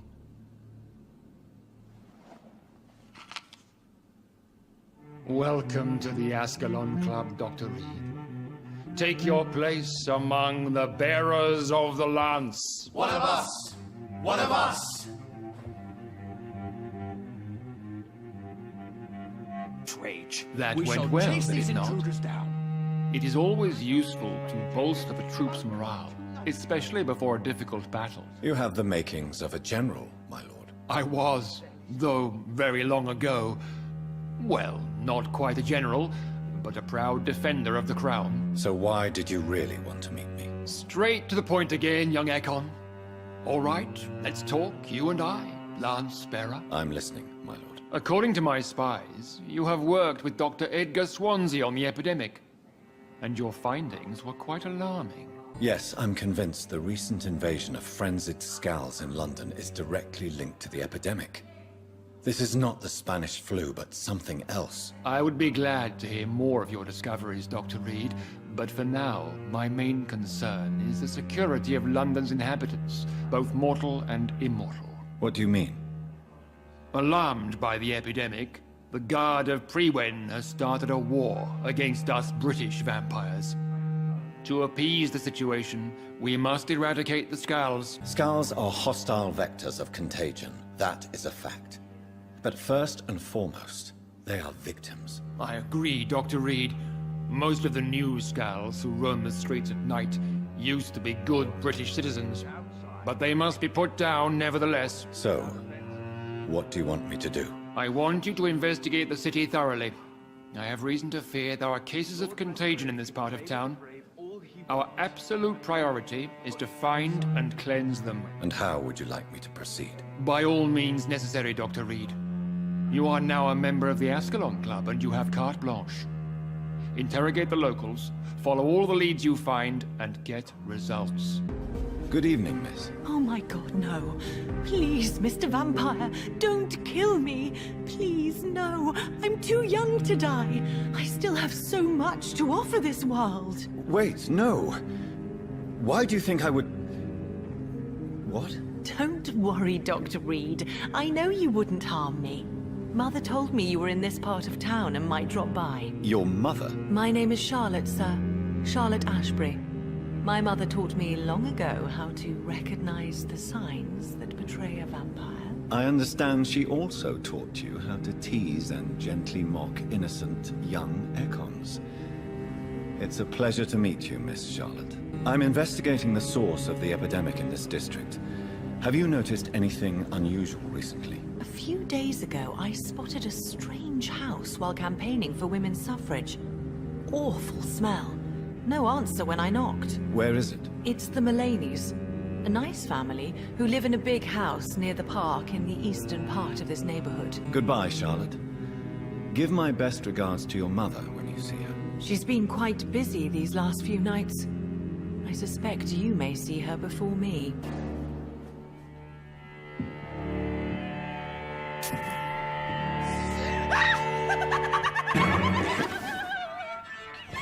You thought I was dead too, didn't you?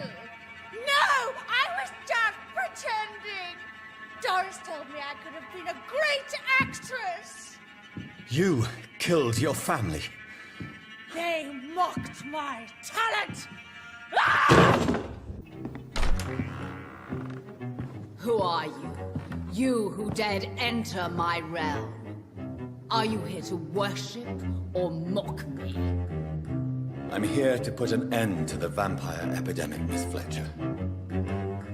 Ah. But Doris Fletcher is no more. She was consumed by this putrid flesh that now enshrouds her. You feel anger for what happened to you. But I can help you. I'm a doctor, Miss Fletcher. Doris Fletcher is no more. All that remains are the dreams of the queen she was, and the queen she'll be. Until then, all shall die, for that was her final wish. Wait. I beg you, wait. What? I don't want to die. And I did not come to kill you, Miss Fletcher. Will you spare me then? Save this cadaverous carcass of mine. Does your heart beat a little faster now? You fancy me then, Doctor? No, Miss Fletcher. My dead heart will beat for only one. Ah! Is she pretty? Is she sweet and tender? To me, yes. Ah! I hate her already. I know. And this is partly why you must be destroyed. But you just said... That I did not come here to kill you, yes. But I realize now the threat you embody must be stopped.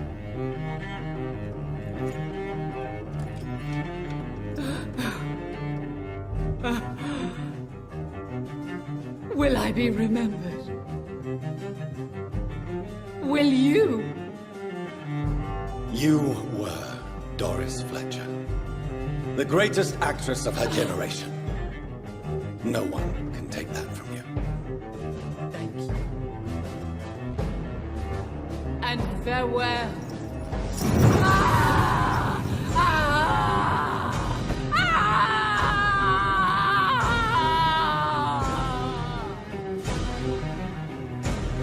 Farewell, Doris.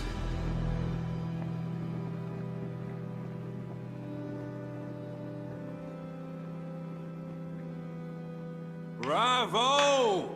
So dramatic. I love it. McCullum! How strange I seem to find you whenever I'm inquiring about that Skal infestation. I mean you no harm. I'm not here for you. But once I've put all the pieces of the puzzle together, I'm sure we'll have a little chat, you and me. Stay away from me, McCullum. You and all your war dogs. That I can't guarantee, Dr. Reed. But I'll let you go. For now.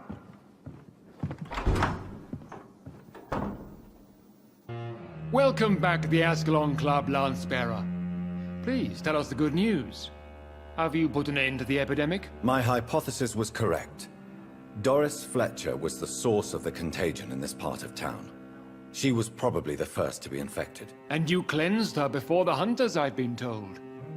Well done, Dr. Reed.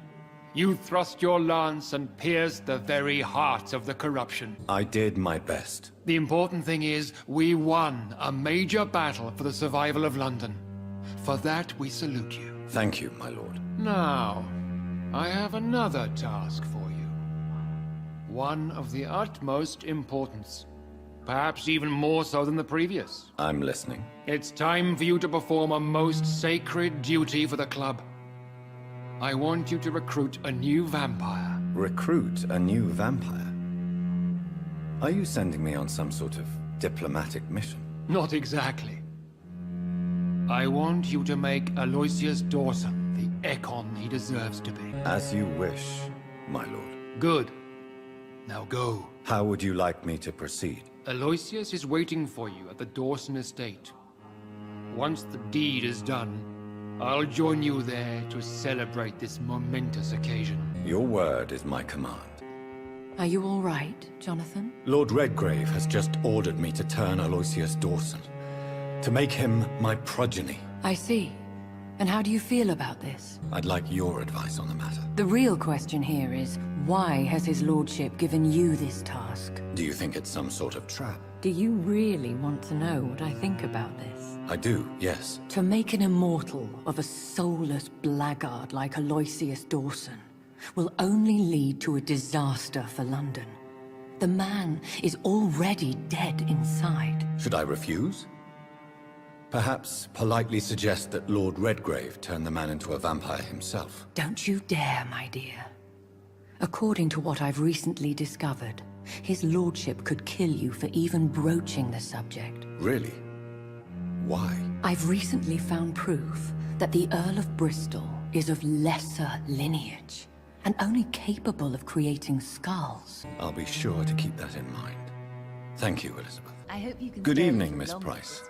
I'm Dr. Reed. Do you remember me? Dr. Reed? Yes, of course. You are the doctor who healed me and my mum. Good evening, Dr. Reed. Good to see you too, Carol. Are you all right? Oh, yes. I did not hurt myself recently.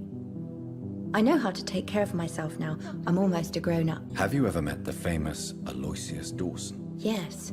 A very strange man. Not very nice. What do you mean? He said he was ready to pay good money for rare books, and then laughed at what we showed him. Goodbye, Carol. Good evening, Miss Price. How are you tonight? Dr. Reed, I didn't know you had returned from the war. I had a new doctor when you left, but he's not as kind as you. Always glad to see a former patient in good condition. It's been a long time. Too long indeed. And as a token of my appreciation, I'll grant you the best price if you fancy buying anything from my humble shop. Do you know Aloysius Dawson? Everybody knows him. He's only been to my shop once, though, looking for rare books and other intriguing antiques. Did he buy something from you? No, he left quickly. He almost laughed at my goods.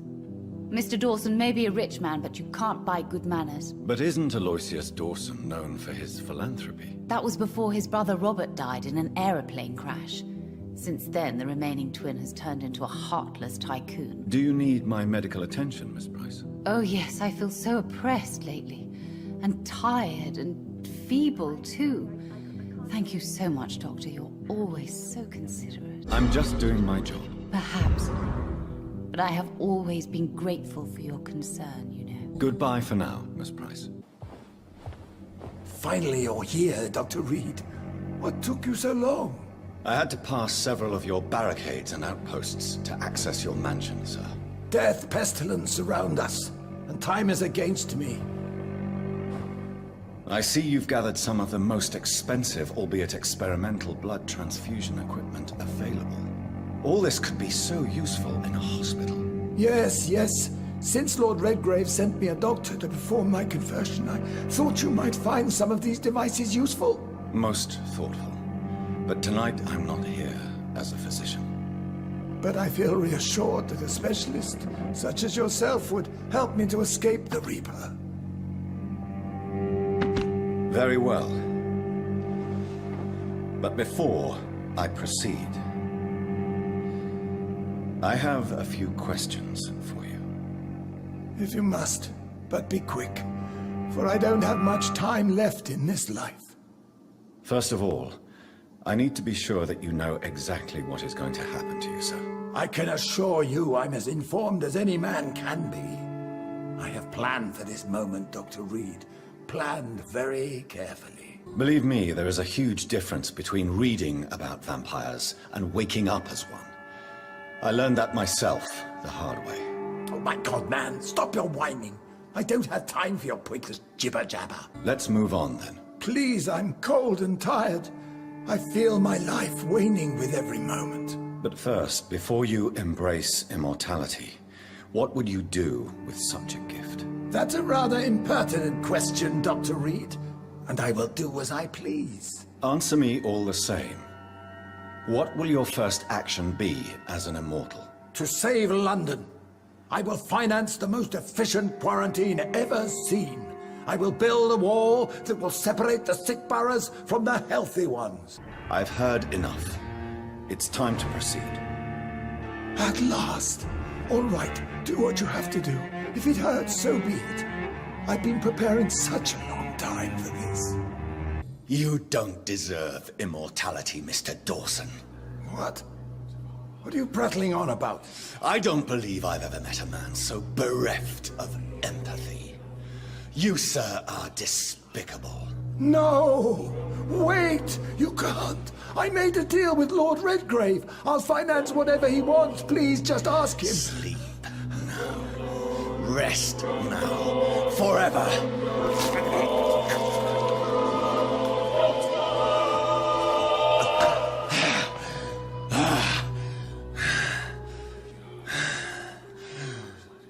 I would have lived forever.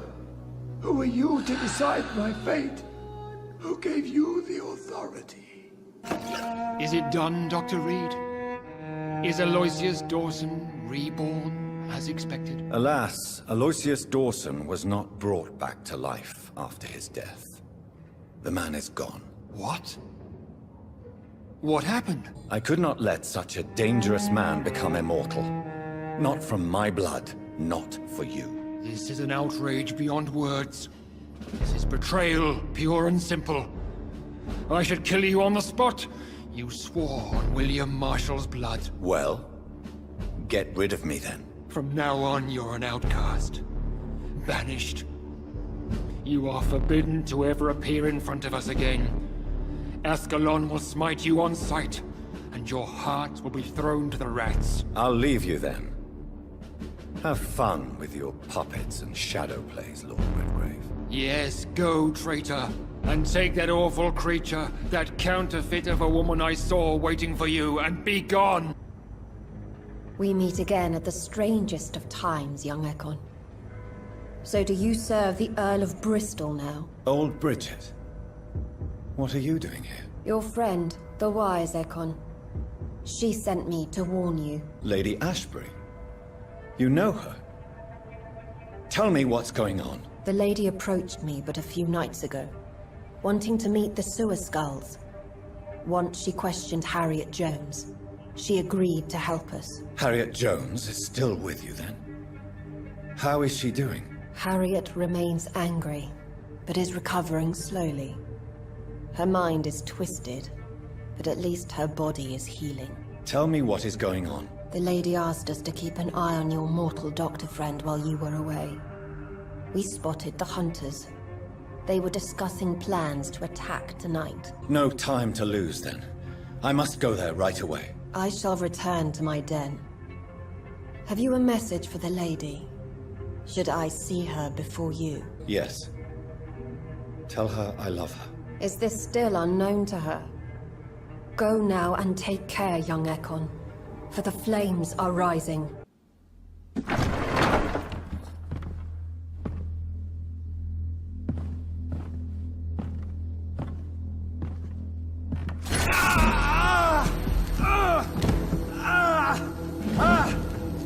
Ultraviolet curtains and Ori Calvin powder. Dr. Swansea's always been a resourceful bastard. I bet he never told you he had this installed in case of a vampire attack. Says a lot about how much he trusts you. What have you done with Edgar? Don't worry. We don't kill humans. Even if your friend is deserving of a little punishment for one. What are you talking about? We know everything. Swansea and you created this bloody epidemic. You aim to unleash another disaster, just like William Marshall did. No! I'm trying to put an end to it, just like you are. You're its progeny, aren't you? Where is the monster hiding? It's still in England, isn't it? I have no idea what you're talking about. Jeffrey, please listen to me. No tricks. That shit won't work on me. We've found proof in the theater. Doris Fletcher was your first experiment. Now where is Marshall? Speak!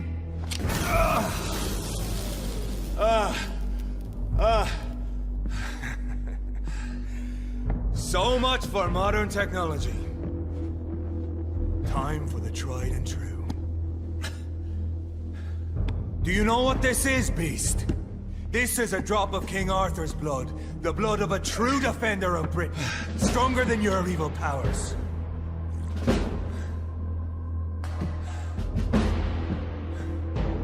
This is ridiculous. We're losing precious time. True enough. Soon I'll bring your head before your coward of a father.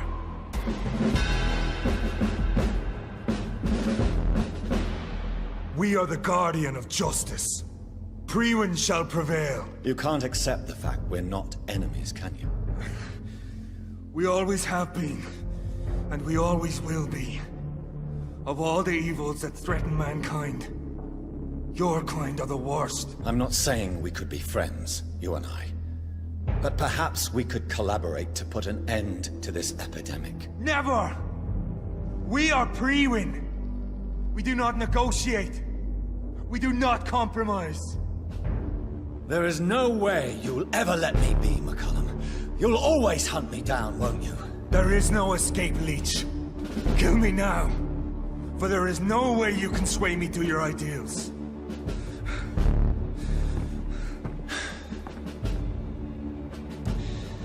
That's where you're mistaken. What do you mean? I'll spare you, McCullum. I'll offer you the mercy you never offered me. What is this ruse? This is no ruse, McCullum. This is me letting you go. After all, you and I are both trying to save this poor country in our own way.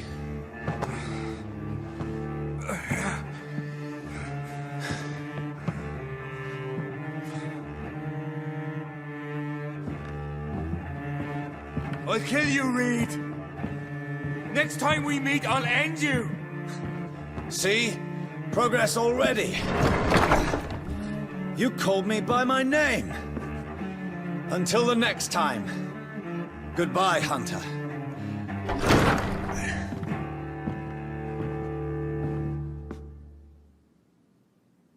Perhaps this is what McCullum drank. I had better keep that in mind. Edgar. Edgar, can you hear me? Jonathan, is it really you? Easy. Easy. Save your strength. I'm getting you out of here.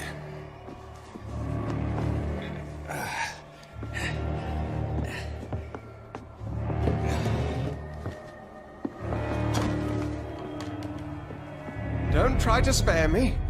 As a physician, I know all too well when it's too late.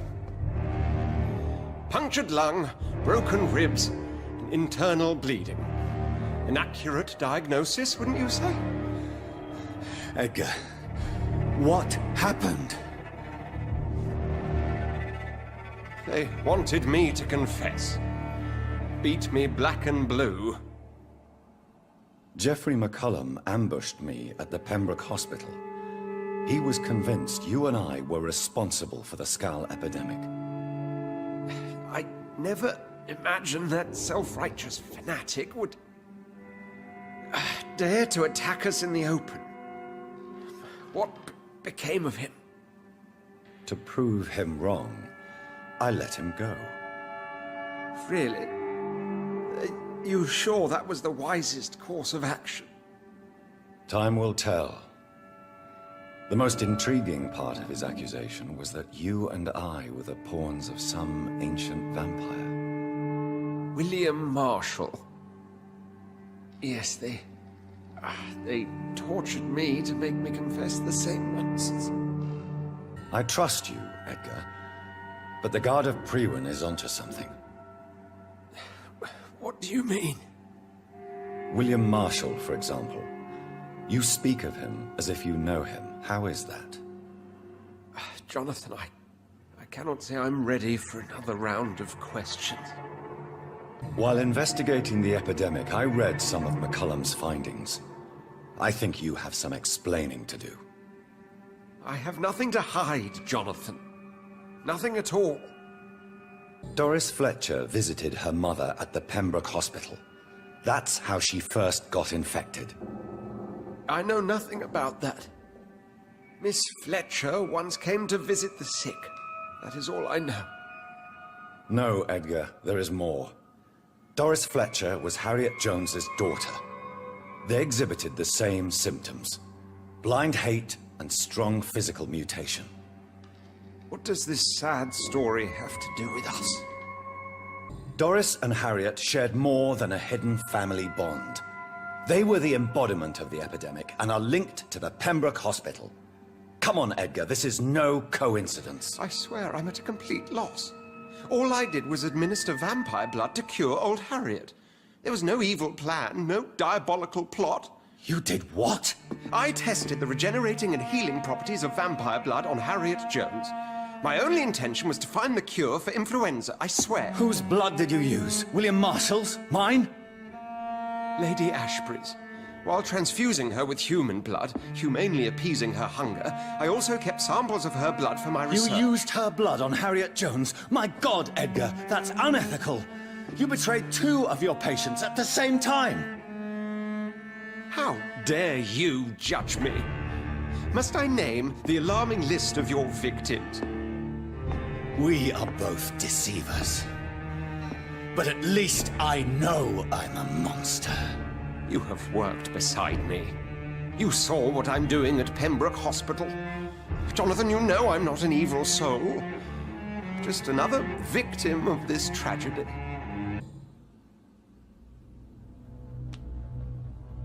Yes, your death is imminent, Dr. Swansea. But I swear, it will be quick. I already told you to call me Edgar. Am I no longer your friend? I believe you never have been, sir. You have lied to me at every step and betrayed the trust of a woman I cherish. Huh? You and the lady? Really? Well, I should have seen it coming, I suppose. May I add that I welcome this? The biting, I mean. You have your wish. Is it going to hurt? I always wondered if it would...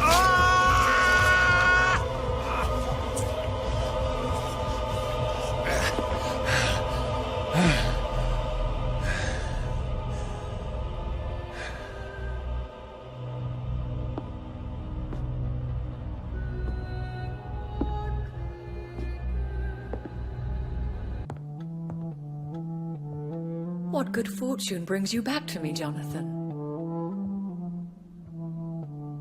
What is it, my dear?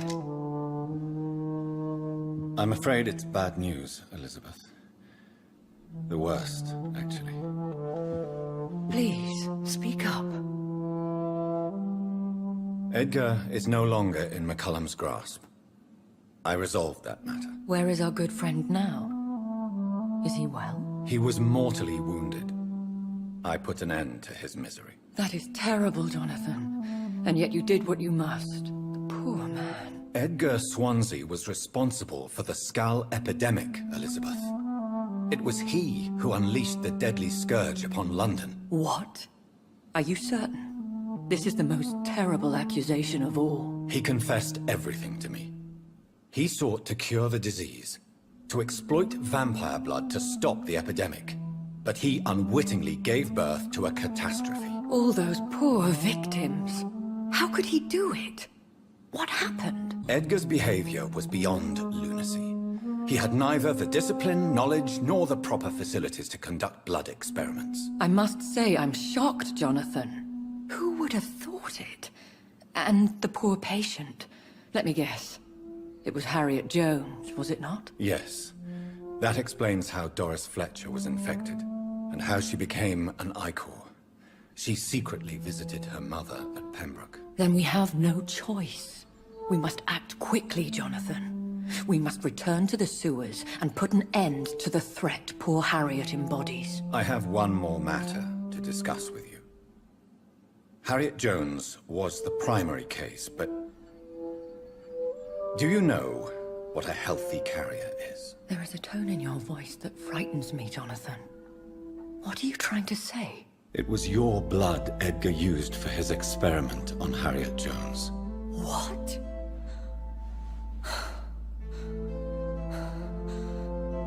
No. No. This can't be. Oh. Elizabeth. Are you all right? No, I have to go. What do you mean? Leave me alone. Save the city, Jonathan. Save what can be saved. Elizabeth, I need answers. Why did your blood Stay cause away this? from me. Please. I swear I never was your Wait! enemy. No! Elizabeth!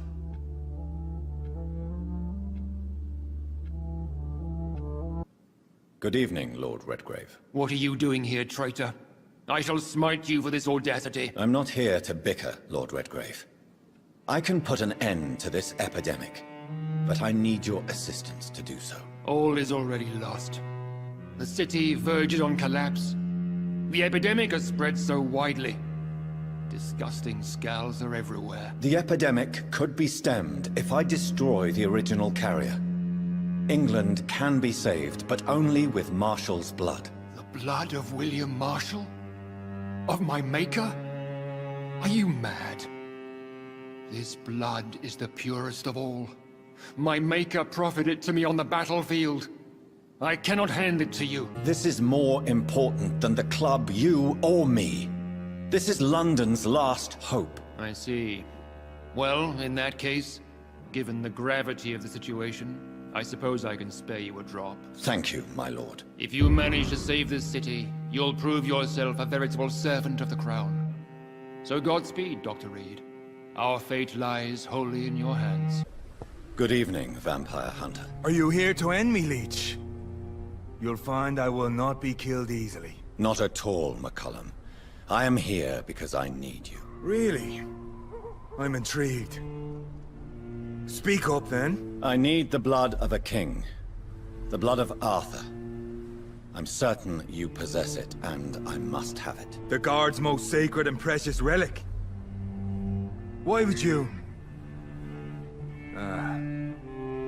You found Marshall's memoirs. I should have destroyed that book. I need the antidote to save this city, McCullum. It is within me to take your words as truth. I want to, but I must know more.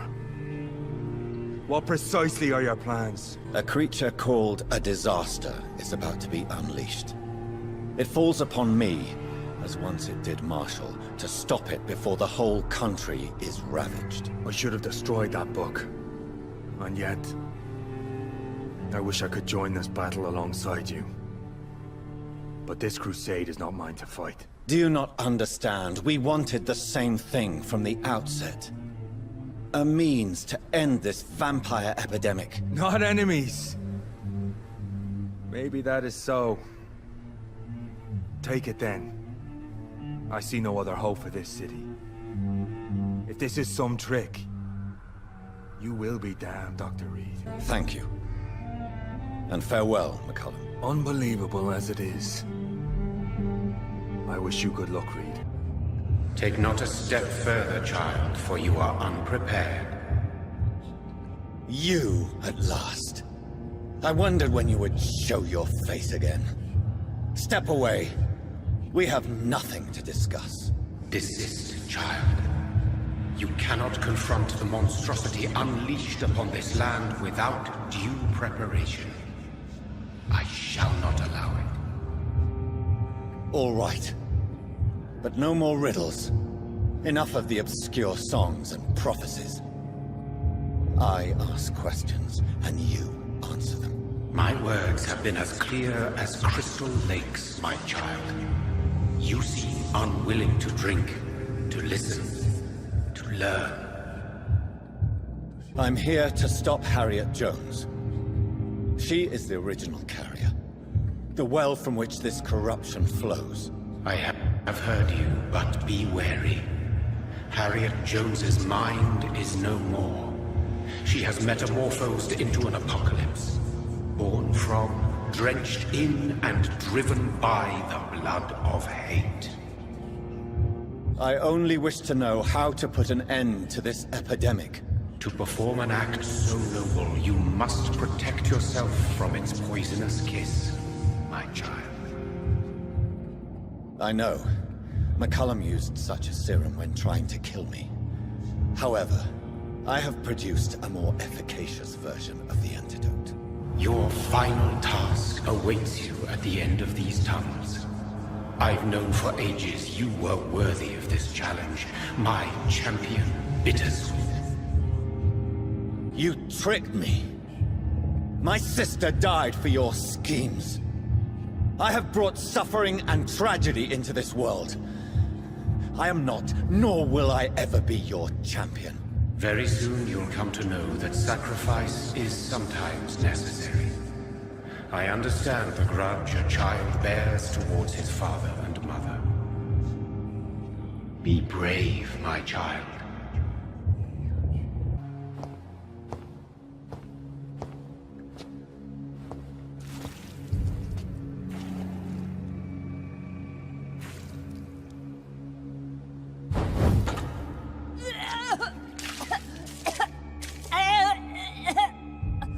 Oh, I'm sick.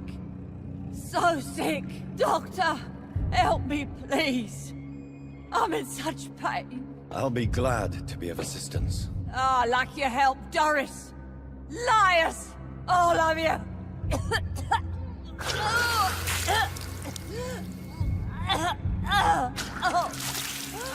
My poor baby.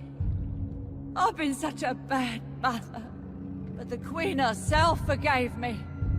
Gave me another chance. Harriet, you must stop all of this. I can't let you infect anyone else. How dare you interfere with the Red Queen's plans, Doctor? How can you stop the course of nature?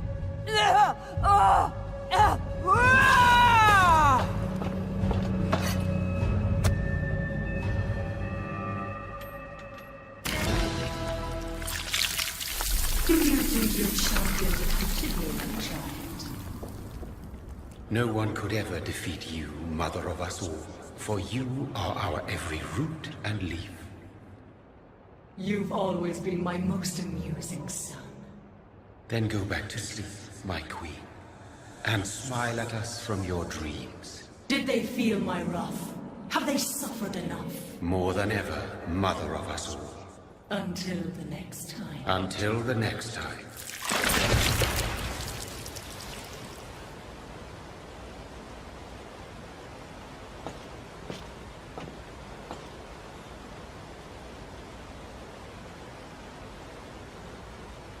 So it's over then, young Ekon.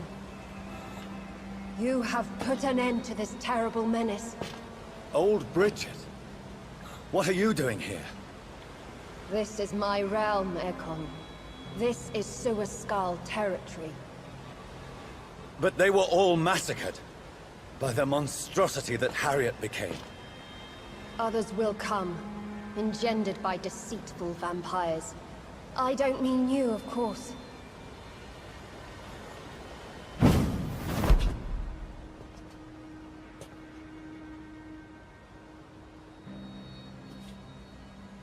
I thought you'd been slaughtered, with all the other Suascals. I was up above, in search of help when Harriet suddenly turned into that thing.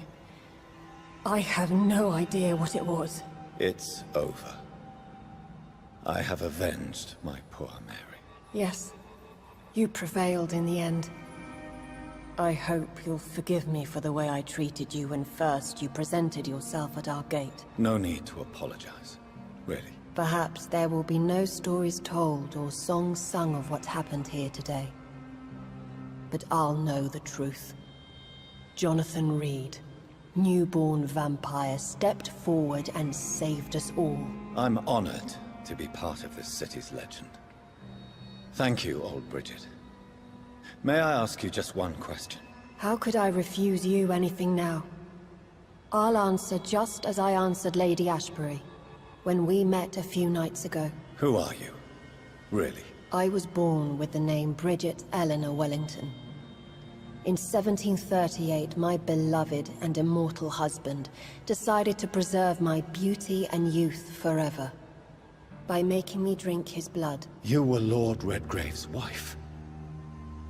Then the pompous fool rejected you, did he not? It was about 200 years ago. peace found me in time. And I sincerely hope it will find you too, now that all is over. No, it's not over. I may have ended the vampire epidemic, but I still need answers from the woman I love. I feared you would say that. Go then, young Ekon, and face your fate. Just remember that I'll always be here for you.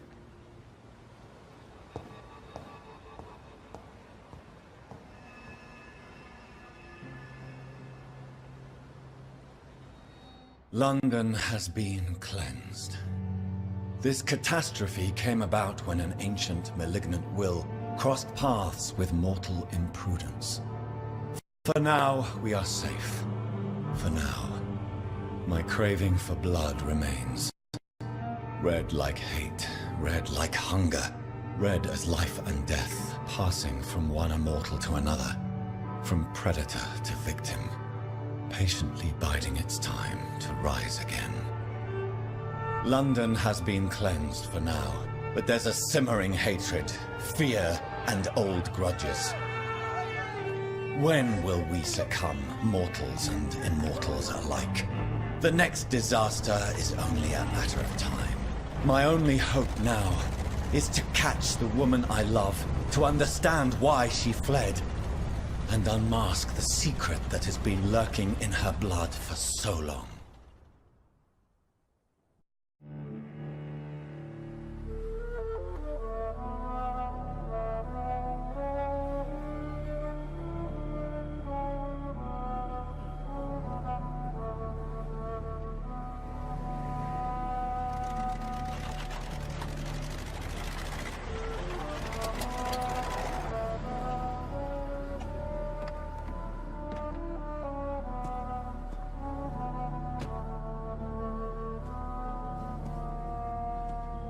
Well, this is it.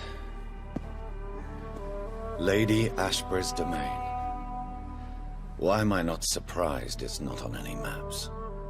I'd better hurry. Beautiful morn, my child. It looks like dawn is here at long last. Can't you just leave me alone? Your precious queen has been sent back to the bottomless pit from whence she came. The nightmare is almost over. I am here to say goodbye. The sun's warmth exhausts me. Soon I will rejoin my queen in her endless sleep. It is over. You did well. This is not over. I am here to find the true origin of the blood of hate. 'Tis unwise to interfere with a tale rooted so deeply in the suffering of others. No. I must know why Elizabeth fled here when I discovered she was the original healthy carrier. No, she is not what you say she is. That is a secret you will discover soon enough. And you? Why are you here? Which new thread of which old twisted plan are you seeking to pull now? Tell me the truth. I am just here to salute my sons, and to bid them fare thee well. Your sons? Plural? My God, will you ever stop speaking in riddles? Perhaps I am too old for your spoken language. Perhaps you now have so many subtle words you no longer hear the simplest ones. Speak clearly then, and answer my last question. What is it? Did I defeat the epidemic? Now you've found the castle, Jonathan Reed. Only you can answer that. Farewell, my child. I shall dream about you soon. Drop your sword, father. You have nothing to be afraid of.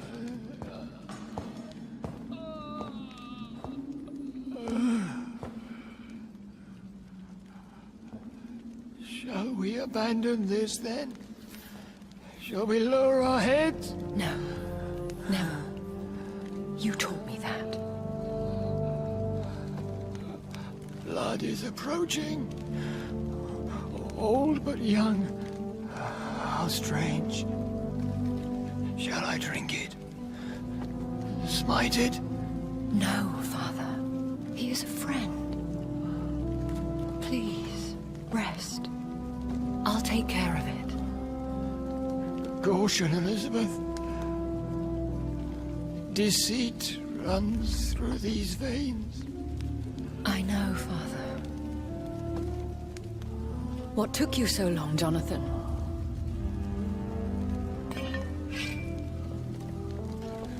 Is this really him? Yes. This is William Marshall, 1st Earl of Pembroke, servant of 5 mortal kings, former regent and savior of England. The greatest knight who ever lived, according to some. And you called him father? For he gave me eternal life, and much more. I have so many questions, Elizabeth. You always had questions, Dr. Reed. Now that I stand before you both, in this vault, I know not where to begin. We still have a few minutes left. I have destroyed the disaster, this creature that Harriet Jones had become. The epidemic is no more, and London will recover. In time. I never thought I'd say this, but I think London's last hope is in Priwen's hands. To stem the epidemic, many districts must be cleansed. Mortals defend their interests as we defend ours. It is only natural. I cannot bear knowing I was the cause of all this, through the use of my own blood. No. This catastrophe was the result of unethical experimentation, and the will of a creature so inexplicably evil, she exceeds all the terrible wonders I have seen since my death. But it was my blood all along.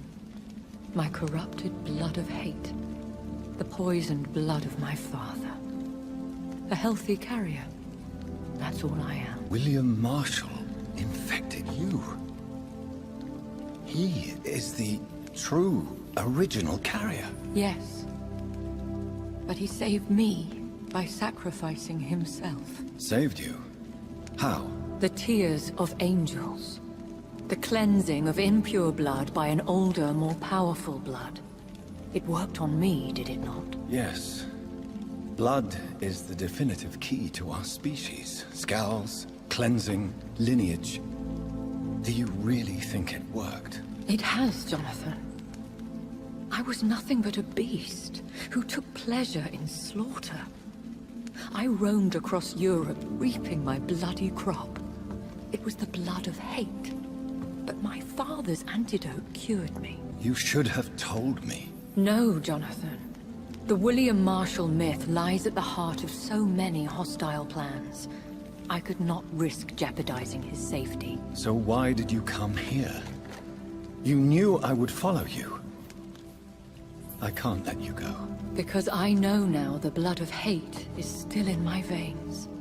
No one but I can put an end to this tragedy. I can help you. You can trust me, Elizabeth. Do you remember Dorothy Crane? Aloysius Dawson? I love you, Jonathan Reed, I really do. But you cannot be trusted. Would your protege agree to speak with me? I have so many questions for him. Go on, Jonathan. But be careful.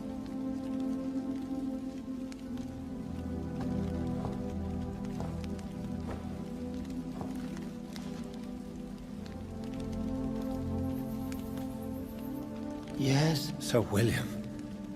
My God. You really are William Marshall. You served Richard the Lionheart and his brother, King John. It is such a privilege to meet you. I did in my day. Come closer if you want to speak. For my hearing isn't what it used to be. I think your hearing is fine, sir. What is it you want, then? The blood of hate. How does it affect you? Do you feel it now? The blood of hate?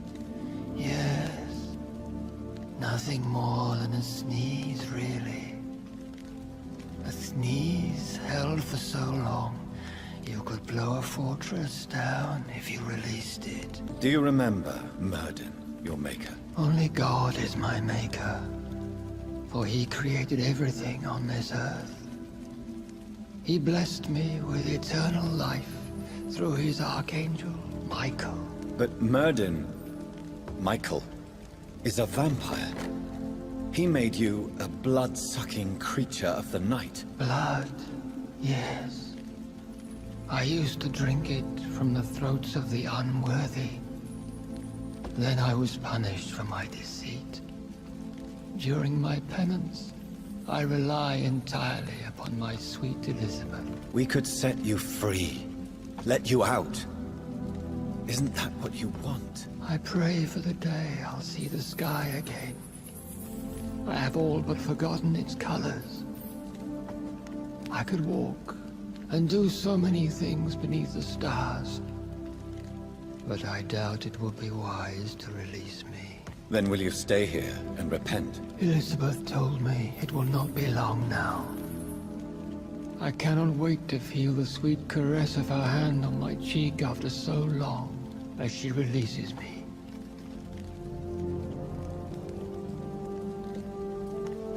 Has the time come? Yes, Father. Why not unleash me then? To see the sky a final time. You already are the sky, and all its stars. I'm not defeated, for I welcome the sword you bear, for it is mine. You were never defeated, my lord.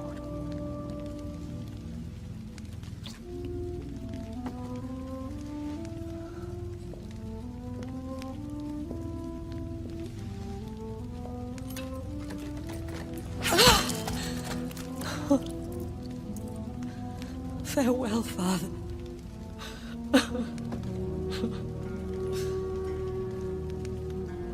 And to you also, Jonathan. What do you mean? I can't stand what I've become. This healthy carrier, as you put it. The flames will purify the poison that runs in my veins. No! I won't allow this to happen. I am death, Jonathan. Wherever I go, I can't stand it. Who cares? We are vampires. We are death. No, Jonathan. I won't bring another disaster into this world. I can't lose you, Elizabeth. Even if it means putting the whole world at risk. How can you say such an awful thing? Where is the Jonathan I once saved from a scowl in this abandoned factory? I'm not that frightened man anymore. I've learned so much. Done so much. I see. So there is nothing worth living for in this world anymore. Farewell, my love. Farewell.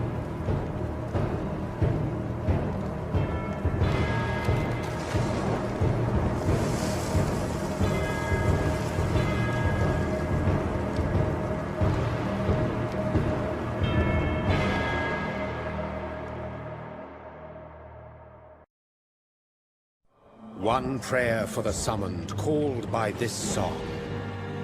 Child born from darkness, whose path he must find. Now the song is sung, and your path chosen.